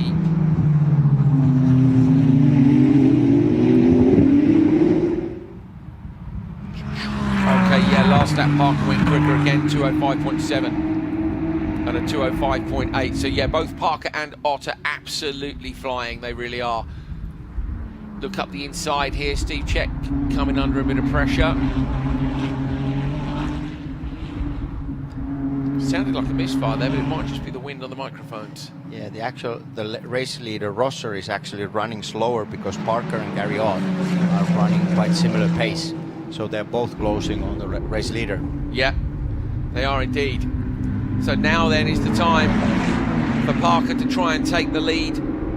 Parker looks to the inside line. That's maybe a little bit early for it. Gary Ott will be there to pick up the pieces if they make a mistake. Rosser, don't forget, double winner last time out in Thermal, but in the Shell Am category. Amazing performance to get straight to the front of Copper Shell. Really good, put up a category. And we do that midpoint in the season. It's not often, but I think it's good. Yeah, but it's good to have a reaction if one driver in his category is way faster, and then if you can see that he can match the pace on the next category on top. So it's better for the driver also to race against the drivers with similar experience and pace. Can't quite figure out if the chap on the start finish line there's taking a selfie with the cars in the background or a picture of the timing screen. But Parker has a look up the inside line. Not enough room here. Gary Ott will stick to his standard line, I'm sure, and Ott will get a good exit here, where the other 2 might be a little bit compromised. Oh, and he looks again up the inside, but you've got to be careful if they don't know you're there. This is just giving Gary Ott more ammunition to get onto the back. Exactly, and also the turn 7, leave the energy a bit to overtake in the exit, or have a good run in the exit of 5, and then through Big Bend all the way to the hairpin, and this way you have a more clear chance to overtake. Instead, 3 and 5, they are difficult places. Even turn 1, if you risk contact, the high speed off, you will have a big off. Yeah, we've seen that in the past. So choose your place where to overtake very wisely, and don't don't put too much risk for your race and good result. Yeah, Carriot is hunting there in P3. Yes, I was looking at that myself. He went on the brakes a couple of times, didn't he? Still a close race here. Steve Check, is it Nürnberg behind? I think it is. Lennon, then Nürnberg, sorry. Yeah, timing screen's just updated for us. Very close. Lennon's had a door change. It was Lennon this morning then that we spotted who'd had the door change. You can see running the black door, looking up the inside. Nicely done. Going to dispatch Steve. Is he into the hairpin? Steve runs deep. Lennon should get alongside him here. And they're good. Nice. Gave each other room. Yeah, that was the place where we mentioned already a few times. So turn 7, next to the hotel. Oh, it's a big off. Who's that? 117. Danny. Is it Danny? 127? Jeffrey Keel. Is Jeffrey Keel if it's 117? It is. It's Jeffrey Keel. Someone said Danny Patel, but I think Danny's still circulating in the 187. Yes, he is. So he's not going to be a full course yellow, because if it is, that's going to spoil Melissa Kozira's party. She was 4.1 seconds up the road, and it is a full course yellow. So full course yellow, that's going to put everybody back close together again. Where is the safety car? I imagine it's already out of pit road. Where's the shunt? Front right corner's off this look. It's 117. Okay, it's Kiel. We've got a little look. We've got a replay. We can take a look. I'm not sure where it is. This is 5. Oh, there it is. Oi. He was completely off. 3 and 4. It's the right-hander. Yeah. It's 4, isn't it? Yeah. Okay. Off. Yeah, that's gone in. That's gone in pretty hard there. So they will want to obviously check the driver first of all. Yeah, and this will take a little bit of time. He's moving inside the car, so I'm comfortable he's okay, which is good. But it also depends if they've done damage to the wall, doesn't it? Or whether it's K-rail with posts behind it, or most of the track here seems to be the concrete barriers. Whether they need moving or not. Okay, we can take a breather. 16 minutes left, the clock is still running. Rosser had a comfortable lead, but it's been closed down by a couple of great laps from Parker and Ott. Yeah, he lost a little bit of pace. Race leader Rosser, he started the race really strong. Now you can spot the rear left, there's some damage from qualifying. And then the two drivers behind the leader, Parker and Ott, Gary Ott, they both had a good similar pace, and they closed the gap. All the 3 drivers were really together, and we could see some moves from Parker already going for that race lead. And this driver, Melissa Kozira, had a really good run and was controlling the race. This puts a little bit more pressure now. We've seen in the past when we have a restart, things get a little bit more heated. Yeah. Because drivers, after half distance of the race, 15 minutes of running, they realize that these are the moments, because with the pace we're going similar.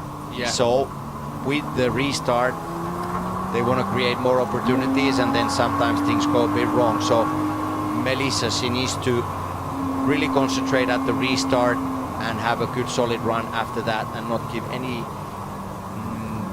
opportunities to the other drivers behind. It's tricky too, Tony, because previously on the first start there was a safety car separating the 2 fields, so she had clean air in front of her. With the pace she's got, let me check the qualifying times. Yeah, 204.6. Lewis Flory was at 204.4. So if they, let's consider that their pace is likely to be similar in terms of worn tyres and the rest of it. If she ends up in a train with Flory in front of her, that could be difficult. I almost think Melissa would do well to back up a little bit at the restart and put a gap in herself between the 2 categories, just to give herself a bit of breathing space. Yeah, the thing is, at the restart, you're not really allowed to gap too much. Right, see, it's a borderline thing, isn't it? Yeah, they want all the drivers to be in single file and not to leave 2 big gaps at the restart. But I'd push my luck a bit. I'd give it a second and a half. Yeah, I wasn't ready. Just give yourself a little gap. Yeah. But yeah, that's going to be key. Fabian Sperman with the fastest lap. When did he do that? Not recently, from the looks of things. Okay. So hopefully this won't take too long to clear up.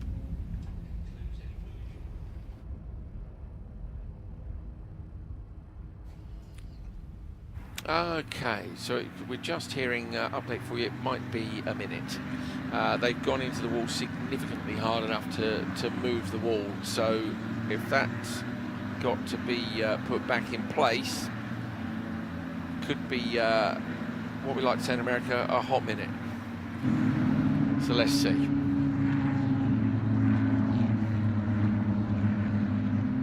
Sometimes they bring all the cars back into pit lane if they think it's going to be a very long repair. Here we go. Ah, Tony, look, the K-rail's been pushed up. Ooh, he's out the car. The driver's fine, but the K-rail's been pushed over behind the arm coat. They're pulling. Okay, look at that. They've got the high-ab on the end of the arm coat, on the end of the tyre barrel, already pulling that straight. Great work. That's impressive. So sticking the fork in the end. Now, if he's going to whiz around the back, I want to watch this now. Can we stay watching the man with the high-abs? Like that's it's impressive. Pulling the front end of this Ferrari up. Look, we're going to swing round now. You might want to push that back a little bit more on that hydraulic, lads, unless you want to take the front corner off it. Picking up the bits. Look, steady, steady, steady. Tricky job that, isn't it? You don't want to damage someone's race car when it's already damaged. You know, there have been times where cars have been more damaged in the recovery than they have in the shunt. So yeah, they're very careful, the track crews. They do their best.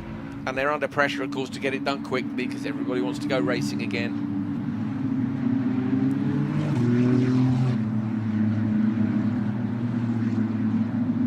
Oh, there he is, look in the background with a big tractor. I wonder what that was for a second. Some sort of earth-moving machinery heading out to turn 3. Maybe to stand that K-rail up behind the arm coat. We have a lot of cars, don't we, in Coppershell and Coppershell Am. Although Coppershell, with the loss of Orsini, Whittle and Owens, we are down to 6 at the front, which is what we started Trofeo Pirelli with. We ended with 2. Coppershell Am is by far the most subscribed category here this weekend. But still an enormous amount of cars. There are a great many series that would be very pleased to have the number of entries that Ferrari Challenge gets. It is a good weekend, and if you get the chance to come along to one of the races, see if you can get your way into Casa Ferrari. Need to find a friendly face, friendly driver who can get you in there. Nice bit of breakfast and lunch, isn't it, Tony, eh? What did you have today? Breakfast? Oh, you had before, didn't you, today? Yeah, Casa Ferrari is a very, very nice place to start the day, to chill out during their lunch break. And yeah, I started with a plain omelette this morning. Did you? And with my recent habit of drinking coffee, which I started at the age of 45. You only started drinking coffee then? Yes. Why? When I met you, I just needed more. I just needed to be level with your energy. And then at lunch I had a little bit of pasta, so ravioli and tagliatelle. Oh, that's my favourite thing you've said all weekend. That's brilliant. Maybe all season. True story, though. So the funny thing is, here I am drinking decaf tea, and I'm not even joking. Like, I used to take. I think you had pills. issues at school, being too much energy. I might have told this story before, but I used to take caffeine pills when I worked at Brands Hatch as an instructor, because I'd have a massive lunch of sausage and chips and then fall asleep in the passenger seat. There'd be some member of the public desperately thrashing the rally car, and I'd literally be asleep, and I was like, oh, this is terrible. So safety car lights are out. We're going to finish the story quickly. So I boshed a couple of caffeine pills in to stay awake in the afternoon. Well, the other instructor's like, shut up. You no. So I was banned from taking any caffeine pills ever again. So if you ever get to hang out with me, I do breathe and I do allow other people to speak in the conversations, but I guess it comes with the territory. If only I got paid by the word. Here we go. So Rosser, Parker and Ott are about to set off again with Menard, Carroll and Flory not far behind. Any of those drivers could grab themselves a podium position with just 10 minutes to go. It's early on the throttle from Rosser, and he might have got a bit of a break here from Parker. So Blake Rosser, Henry Parker over the line, Gary Ott behind, Menard, Carroll in the yellow and purple car, and Lewis Flory having a look inside. Melissa Kozira, or Melissa lets the car run out wide. Is Spurman going to get inside? No, Spurman actually runs wide. So mistake from Spurman, came in tight, didn't get the exit right, and Kozira, as we suspected, is away and on the tail of Lewis Flory. Yeah, this is taking the rhythm from Melissa's driving a bit, because she needs to be aware of the drivers in front of her. And yeah, this is the crucial moment. 9 minutes, a little bit less than 9 minutes to go. So probably, what are we saying? It's 2 minutes a lap, so it should be another 5 laps. You're on board with Melissa Kozira now. What she doesn't need is this lot to get tangled up, and Lewis Flory's gone really late on the brakes and gets up the inside of Roy Carroll. That is a tidy move by Flory. Went early and gets through. Fantastic job. Yeah, that's one of the best overtakings of the day. So going into 7, very deep braking from Floor. I thought he was too late at first. When we were on the rear shot, obviously without any perspective, you just can't see it. But he wasn't. He gets the move done. Parker now, look, is closing the gap down to Rosser. Gets the car turned in nice and early. Parker looks to have good speed here, but look at Gary Ott behind. He's got great speed as well. These three are just getting away a little bit from Charlie Minard behind. So the top three have gapped away again, as they did earlier on. Inside, Parker looks to make a move, does get alongside, so Andrew Parker passes Blake Rosser, then gets sideways on the exit. Might lose a bit of time now to Rosser. Rosser looks to find a way back past. He'll take his standard line, should get a better exit speed. So Blake Rosser up the inside now of Parker. He's got a run on him. Can Gary Ott go with him as well? Those mistakes have put Minard in the mix too. So Parker on the outside, Rosser on the inside, Gary Ott under pressure from Minard behind. Rosser takes the lead into 17. Got to get this right now. Don't run the car out too deep. Gary Ott goes really tight. Nice line from Gary Ott. Looking to try and make up on Parker now as they exit. They all run the cars out to the exit, the pit wall. Charlie Minard in P4, still in the mix as well. Lewis Flory having made that pass. Fantastic racing at the front here at Copper Shell. Having a look on Flory, Roy Carroll trying to get that position back. Gary Ott is close, but not close enough to Parker.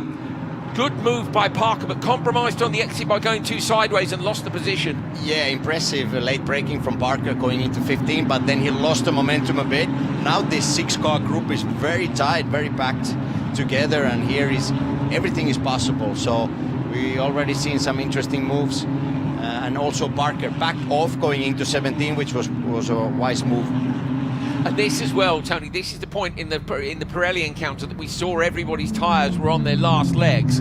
Flory having another look up the inside here. Kozira still ahead of Sperm, and her gap is 1.2 if you're wondering about Copper Shell Am. We'll have a look at them in a minute, but the fight at the minute in Copper Shell is absolutely brilliant. Ott just keeps sort of yo-yoing from the gap in P2 to P3. Yeah, Melissa in Shellam has cleared a little bit. She's 1.2 to 1.5 seconds clear from second place Fabian Sperman, so she's doing an excellent job. Lead. Yeah, Whittle's fighting his way back through with Orsini. But things are not done here. No, they're not done, are they? Tony's sitting next to me with a big grin on his face. This is our kind of a race. Let's hope we get to go all the way to the checker. Gary Ott won on his very first race, but he hasn't won since, and he's desperate to do it, and he's run a bit wide under pressure from Charlie Minard. So Minard now looking to get it done. Ott's got to be careful here. If he goes defensive, he's going to lose time on the straight, and I think that's what he's done. So Minard now tucked in underneath the rear wing of Gary Ott, trying to find a way through. Lewis Flory is there as well, and Roy Carroll trying to get back at Flory. 3 cars in the slipstream. They move to the right and then back across to the left-hand side. Ott seems to have gapped them a little bit, but he's going very cautious and tight into 17.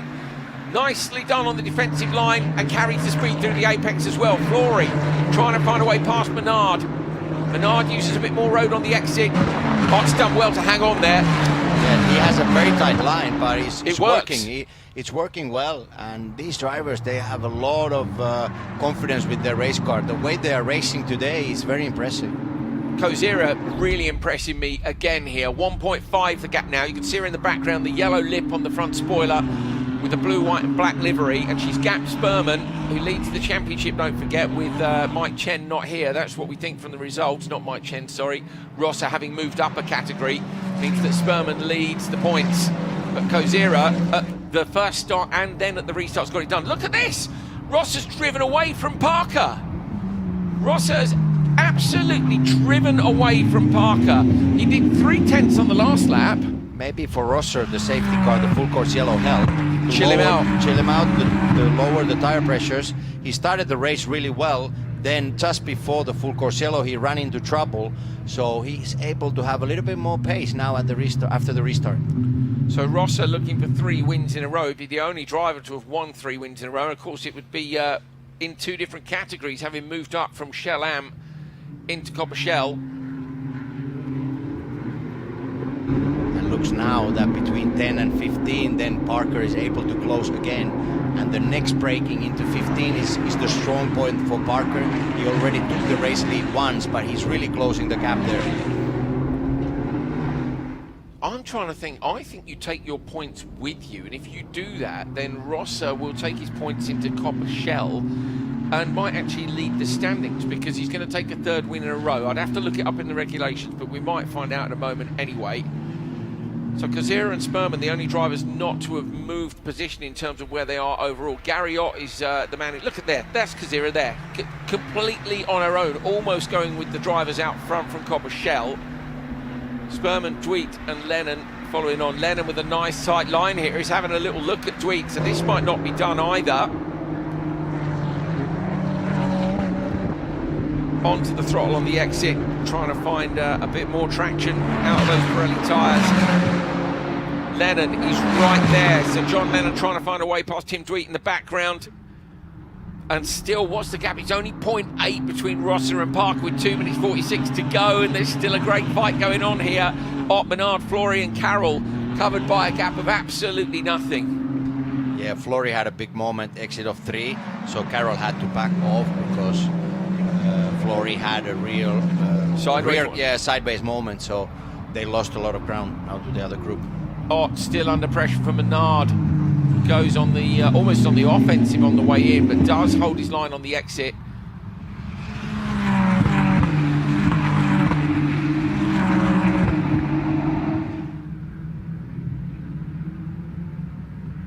We got 3 two-car battles here now with 2 minutes Parker to go. Is back. He's back. Yeah, he's Rosser. right with him, isn't he? Right behind Rosser. So these lap times are seesawing between these top drivers.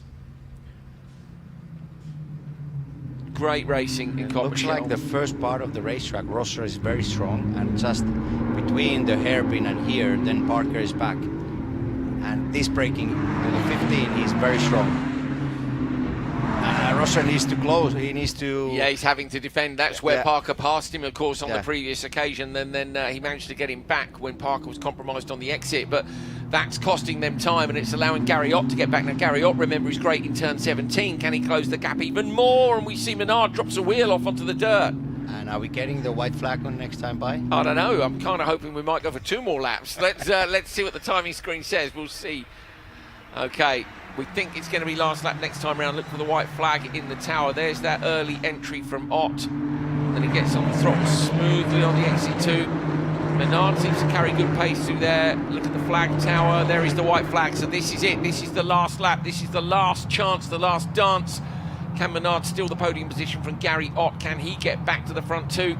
Parker, remember, made that move, didn't he? Where was it? Up in 16, I think 15. So that hit very late in the lap is Parker's strongest braking zone. He's going to be tight. Rosser is very good with the minimum speed in the corners, also with the exit. Menard's got past Ott. Sorry, Tony, carry on. Go on. Yeah, and then Parker is forcing the issue with the braking everywhere. So let's see if Menard actually has now the pace to come up to Parker, because he was able to clear Gary Ott. Gary What Ott. happened to Gary? Menard is looking racy here on the brakes. I wonder if Parker will even realise it's a different car. I mean, obviously there's a little bit of yellow on Gary Ott's car, but when you're concentrating hard and you're looking at the rear screen, they have a camera for the rear, that you're not necessarily going to know who that is, that it's a different driver. So this might play into Rosser's hands.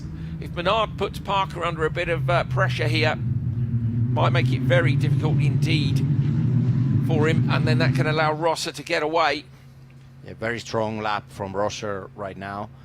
But look here, again, the same thing, under braking into this right-hander, turn 13, tower, where Parker is really able to close the gap. He's running more speed into the corner.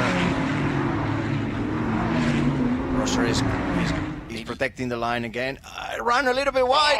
Oh, there's a mistake and he's sideways. He went to shut the door, then he realised Parker wasn't close enough, so he opened it back up again. Parker can have a go here.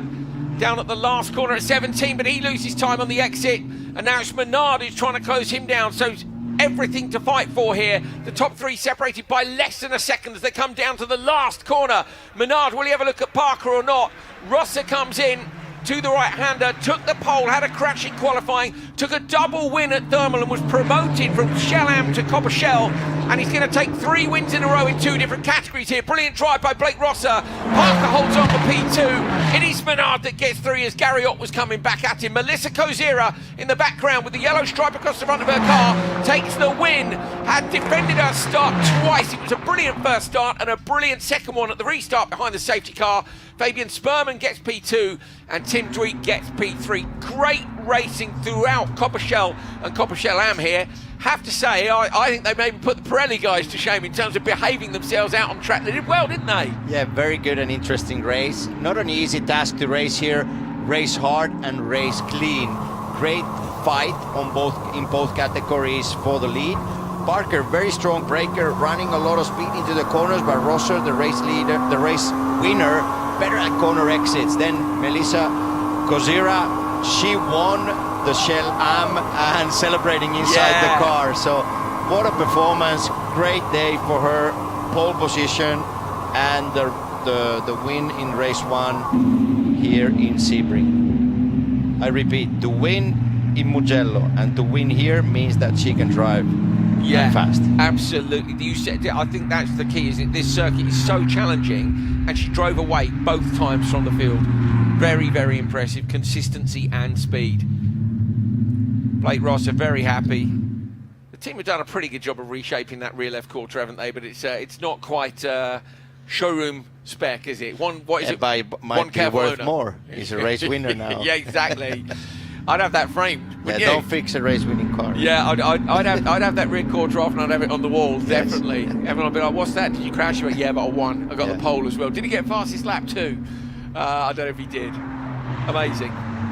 Let me look for best. Let's see if he's managed to get best. If he did, he'd be a very happy boy. No, he didn't. Parker got the best lap. So I was looking at Parker. Parker got a 2nd place in Mugello last year, but prior to that was kind of 15th, 18th, 12th. Did get it. He got a 4th in Watkins. And the 2nd in Mugello is great, but sometimes it depends who's gone to Mugello. But to get 2nd place here is absolutely brilliant. The start of his season wasn't so happy when he was in Thermal. It wasn't terrible, but he wasn't pulling up trees, and he's been pulling up trees today. Great, great job. Just looked super quick. Yeah, 6th and 8th at Thermal, and a strong 2nd here. I think Parker could have won that. But Rosser did a good job. Rosser, and we saw him with the gaps were really yo-yoing at the front of the field. Yeah, they had different pace in different places. So Rosser really good running through turn 1. Parker strong in braking and until the let's say mid corner. And then from the exit of the corners, Rosser was stronger. Maybe a little bit of balance for Parker, just to the entry speed a little bit lower and then put more force on the exits. And great fight, and Parker is really strong through 15 and 16 and always able to close the gap on Rosser. And last 3 laps Rosser was blocking the line, defending the line into 15. And also clean fight because Parker took the lead once side by side on the back straight, so it was great to watch. Yeah, good fun. Both encounters good fun, so we look forward to tomorrow as well. Going to do it all again, qualifying in the morning. We'll grab a time for you on that, so you can join us in the morning if you would like to, if you're watching online. Highlight shows around the world as well. There are various different streams and places you can watch. You can watch on Ferrari's YouTube channel. I know this will be on in some of Ferrari's dealerships over here in the USA as well, and I think you'd have had an entertaining afternoon. I wonder how many people watch this and then go, I'm going to buy a 296. You know, like they'll be in the showroom, they're sort of umming and ahhing a bit, they really want one, and then they see a bit of challenge and they're like, yeah, I'm going to have to buy it. I'm going to pull the trigger. You would, wouldn't you? You'd just be like, yeah, it's got to be done. See you at the next race. Yeah. Yeah. But I don't have my license, don't worry, we will fix it. We'll fix it, yeah. Don't worry, we'll have you in Trofeo Pirelli in the end. Copper Shell. Race number 1 at weekend number 2 here. Fantastic stuff.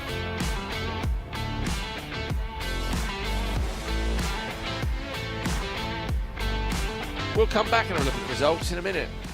Enjoy that music and some clouds in the meantime. We'll take the cars back to Parc Fermé.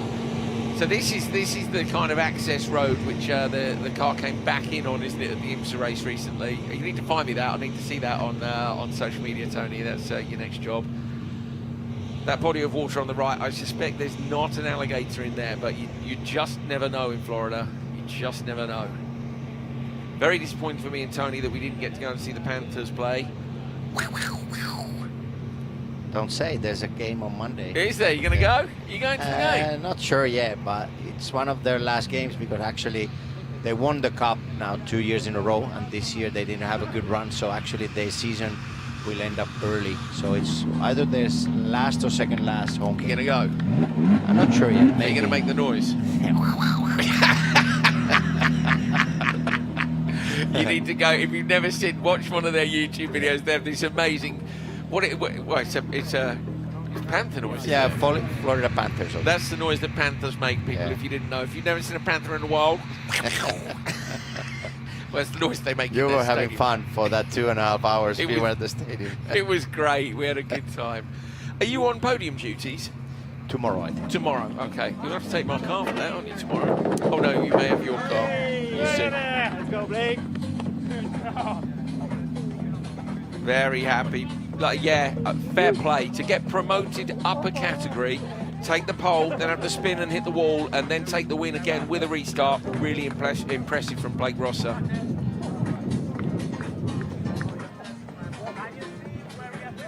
Yes. Needs a third one. 3 wins in a row. Only driver to have done that this season. Parc Fermé full this time. No cars missing. Bird on a curb. Oh, hello. Little drinking fountain. There we go, eh? Everybody's heard about the bird. The bird on a curb. No more singing. No more singing, I promise. In the background there we can see Matt Dusenbury. Have a little chat with Manuel Marchi as well. I think they should be pretty pleased with how things have gone this year.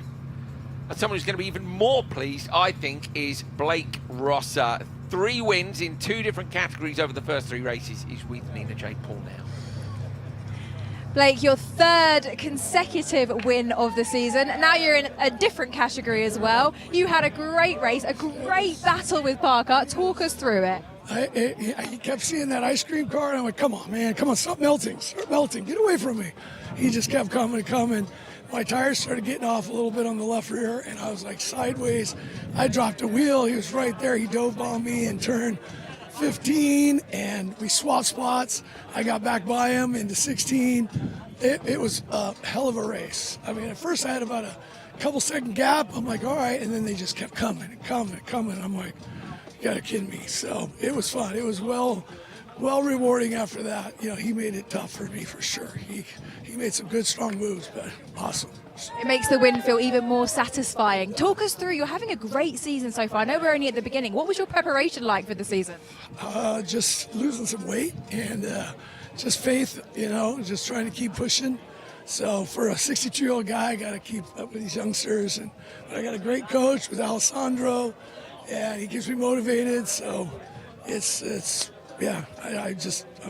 to the moon right now. This is a very satisfying win. It was a challenging race for sure. You're doing great, Blake. Best of luck for tomorrow as well. Thank you. Awesome. Amazing job. Really, really pleased. I love what you said as well. You got to be kidding me. They just kept coming, and they did. Hey, it's a true story, but what I like the most is we had tough racing and clean racing. Yeah. So the feeling and the atmosphere would be so different if one of the 2 leading cars would not be in the Parc Fermé or something like that, or we would need to see stewards afterwards. So this was a great example that you can have racing at the pure edge and still leave a little bit of margin. Yeah, no contact, no silliness. Yeah, this is what we want. Be aware of the other car that's made the move. You know, that's the thing, is that, they've got me, okay, how do I get back? Instead of just closing the door without knowing they're there.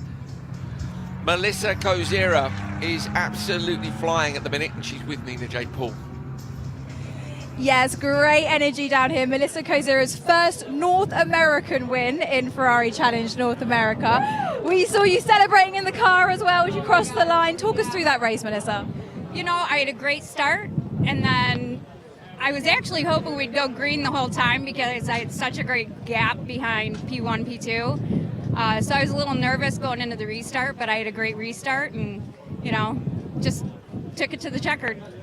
And this is great momentum now for you, for the championship, for tomorrow. How are you feeling about it? Oh, you know, I don't want to get ahead of, you know, my skis here. So I'm just grateful for today. I'm happy with what we got. And tomorrow is a whole new race. So tomorrow we reset and start over. Congratulations. Great race. Thank you. Thank you. There we go. I didn't realise that was the first time over here. Yeah, over the moon, and rightly so, because Tony Verlander, you said it, this is a really tricky place to get it done. Blake Rosser takes the win in Coppershell from Andrew Parker, Charlie Minard, Gary Ott. Those guys were fighting right to the very end, 2 seconds separated. That was a big gap compared to some laps. Lewis Flory 5th, Roy Carroll 6th. Melissa Kozira, first time she's won here on home soil in the US of A after the 2 wins at the end of last year in Italy. She's on brilliant form here, ahead of Fabian Sperman, Tim Tweed, Steve Check, the top 4. There are a lot more people finishing in that one. Lennon, Nürnberg, Garrett Look, Orsini, Whittle and Owens managed to fight their way back up into those positions after earlier problems. Swede, Hummel, Peruskia down to P19 overall. And then Gomez, Bernstein, Vartugian, Danny Patel dropping off, unfortunately, after a great qualifying. Joseph O'Neill, Jeffrey Keel and Lance Corley, DNFs.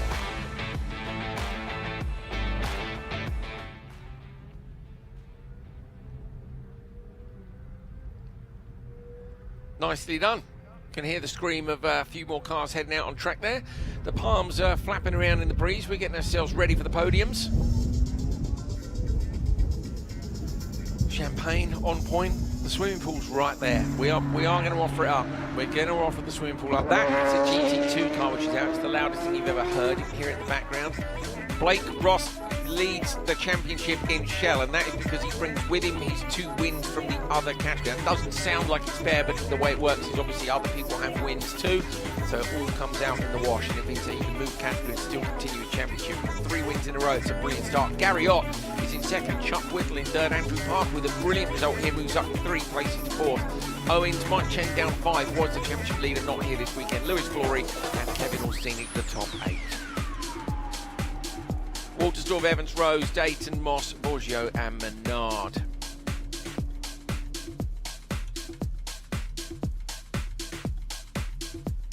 Sure we'll be able to take a look at a moment as well at Coppershell Am.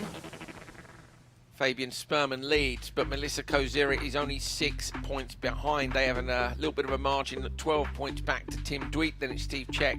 Jamie Garrett, she's doing a brilliant job as well. Look at that, up 4 places for Jamie Garrett into 5th in the standings. Henry Hummel is 6th, Lewis Peruskia and Jeffrey Nürnberg down to P8. Corley, Bernstein, Vartugian, Lennon, Nicholas Holt not racing with us this weekend, but the Hollywood actor had a brilliant debut back at Thermal. Then it's Gomez and Kiel, 14th and 15th.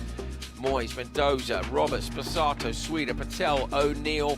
A very, very long list of drivers taking part in the Shell Am Drivers' Championship in 2026.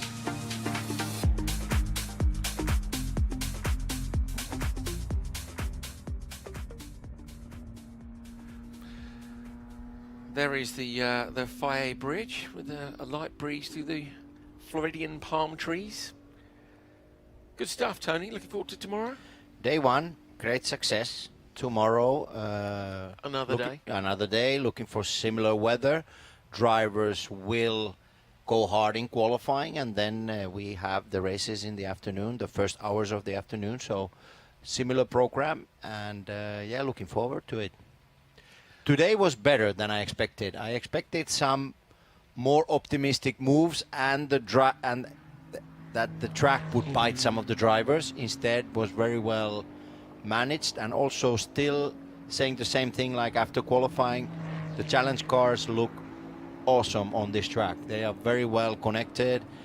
They take well the bumps, handling is well, turn 1, turn 17.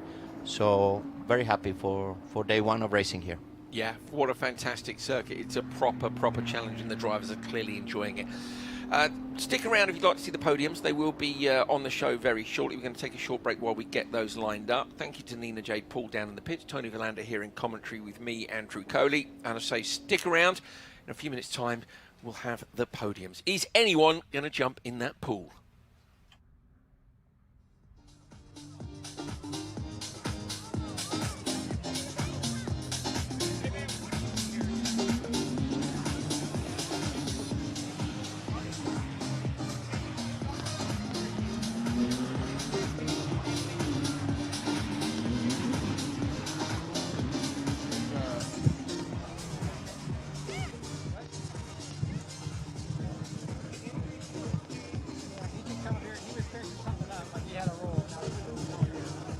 drive over him, it'd be perfect.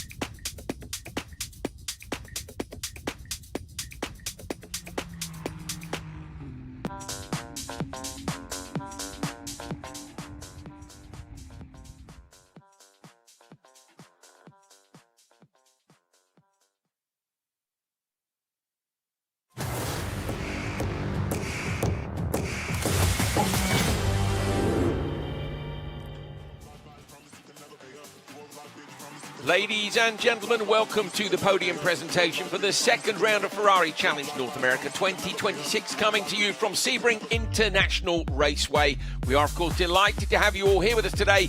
So let's get started and bring out our first winners of the day. We're going to begin with the presentation for the 296 Ferrari Challenge Trofeo Pirelli class. So please welcome, in third place, Brian Cook.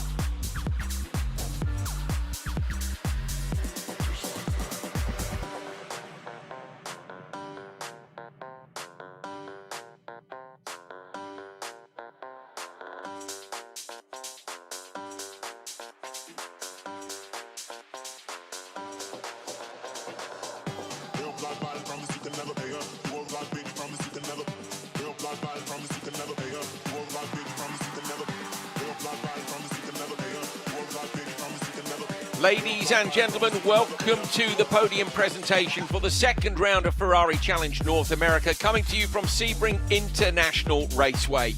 We are delighted to have you all here with us today, of course, and we're ready to get started and bring out our first winners of the day. So we will begin with the presentation for the 296 Ferrari Challenge Trofeo Pirelli class. Please welcome to the podium, in third place, Brian Cook.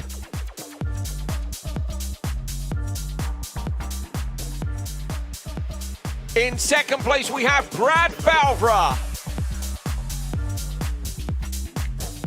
And the winner today for his second win of the season, Johnny Kaminsky.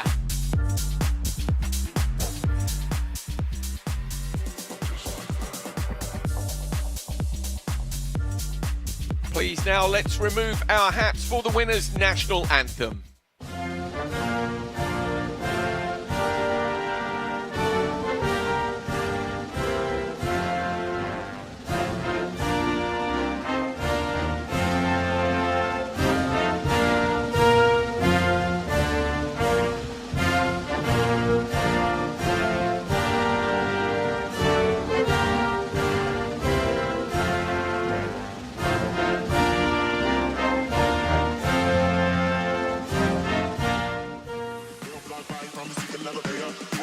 'To present the trophies to our winners, we'd like to introduce Luca Zanetti, President of Ferrari North America.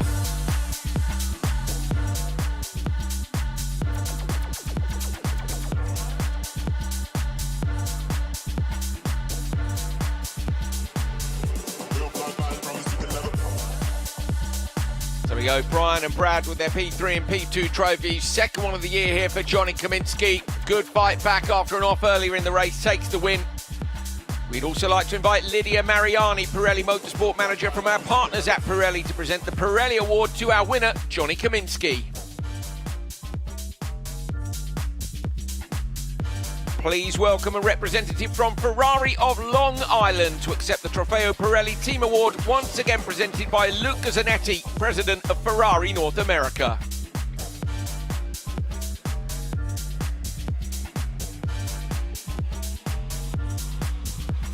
Okay, so we've got the trophies up already for the pictures.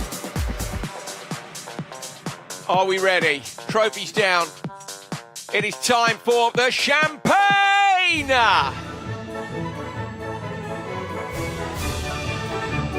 Flames of champagne on the podium. I'd like to encourage the drivers to jump in the swimming pool, but maybe that'll only happen tomorrow.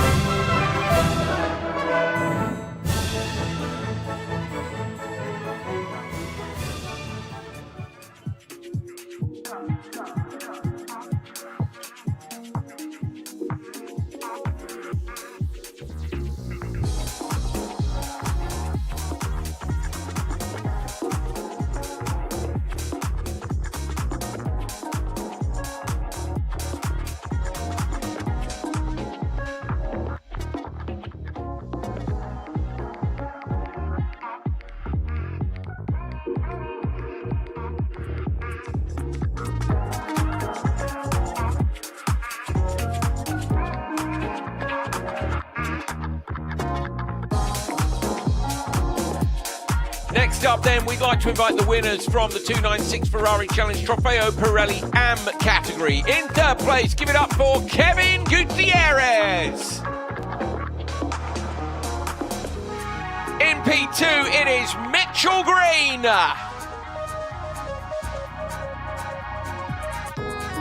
And your winner today with a great drive, Esteban Beckman.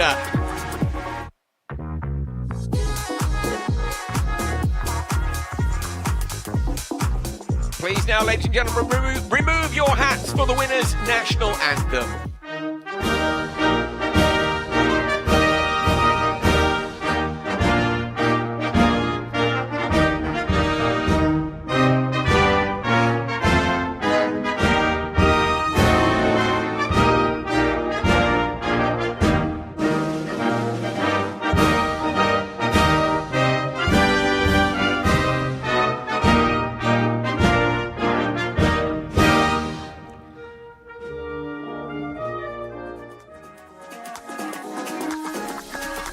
present the trophies to our winners, please welcome Alessandra Gio, FIA Brand Ambassador.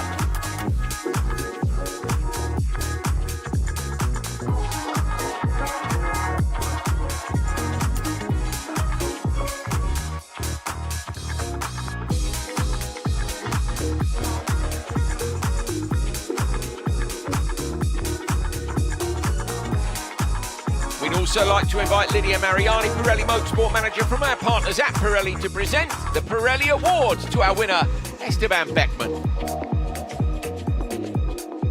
And now please welcome a representative from Ferrari of Seattle to accept the Trofeo Pirelli Am Team Award, once again presented by Alessandra Gio, FIA Brand Ambassador. Congratulations to all. Please get those trophies up for the photos. And then trophies down. It is time for the champagne!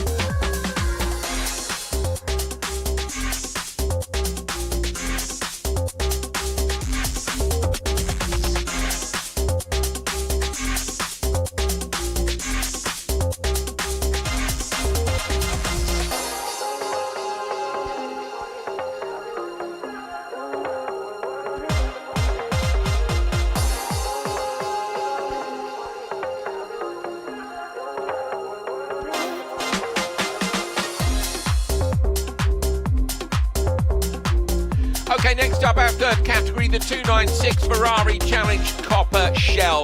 Please welcome in third place, Charlie Menard. In second place, it is Andrew Parker.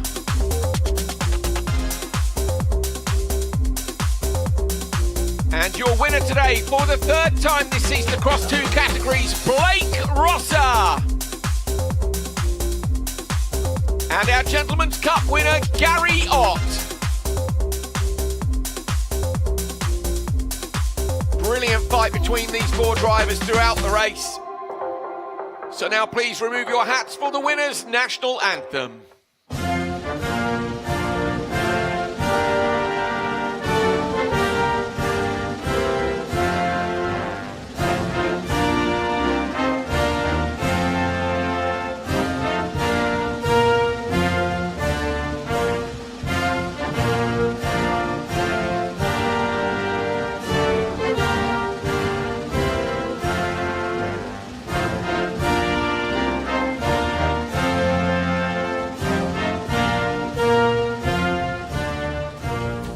Present the trophies to our winners, please welcome Andrew Joron from Ferrari North America.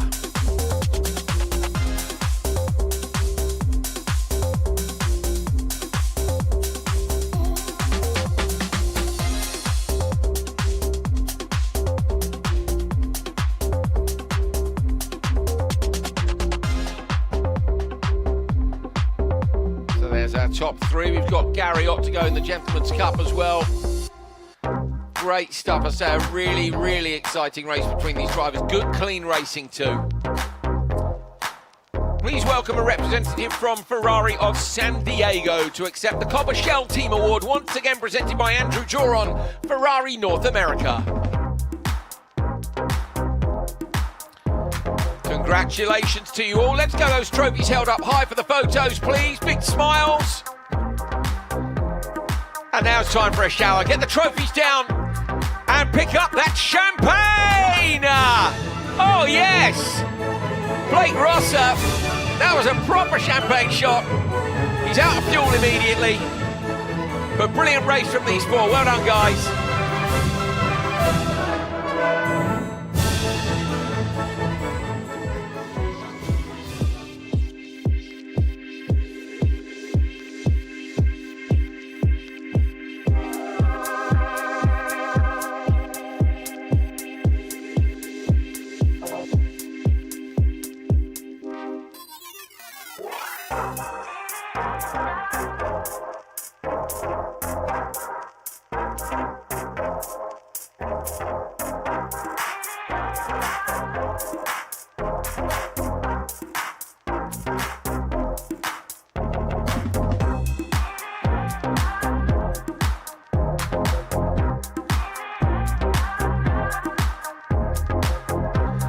Finally then, let's have the presentation for the 296 Ferrari Challenge Copper Shell Am. In third place, give it up for Tim Dweet.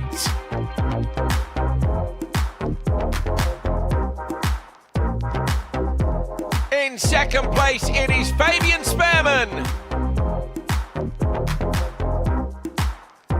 And your winner today from the pole position with a brilliant drive, Melissa Kozira. Her first Ferrari Challenge home win in the US of A. All smiles all day. She's also the winner of our Ladies' Cup. For our Gentlemen's Cup, please welcome John Lennon.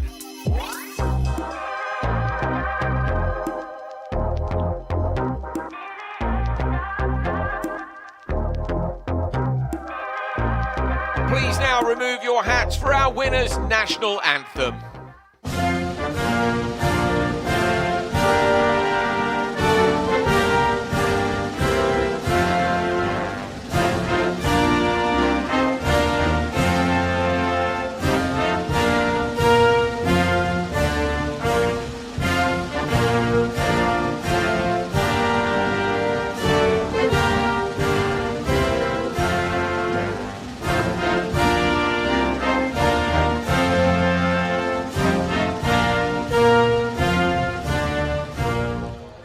Let's welcome to the stage, please, Kobe Zalate, Head of Ferrari Financial Services, to present the trophies to our winners.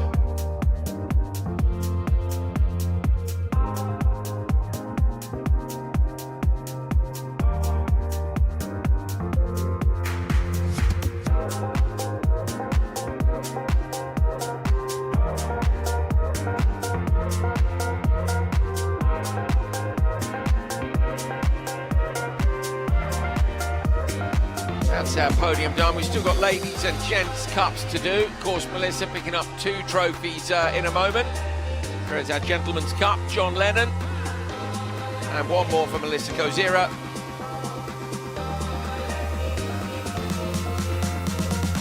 There we are. Not enough hands for all the trophies and champagne.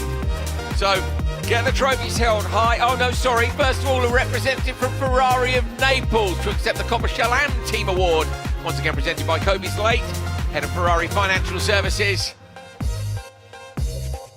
Okay, now we can get the trophies held high for the photos, please, people. One last time with the trophies. Trophies first. I can see we're all dying to trigger the champagne. Okay. All right, let's go. Go for it. It's time for the champagne! Well, a great first day's racing here at Sebring International Raceway. If you're watching online, join us tomorrow where we're going to do it all again today, qualifying at roughly the same time as today.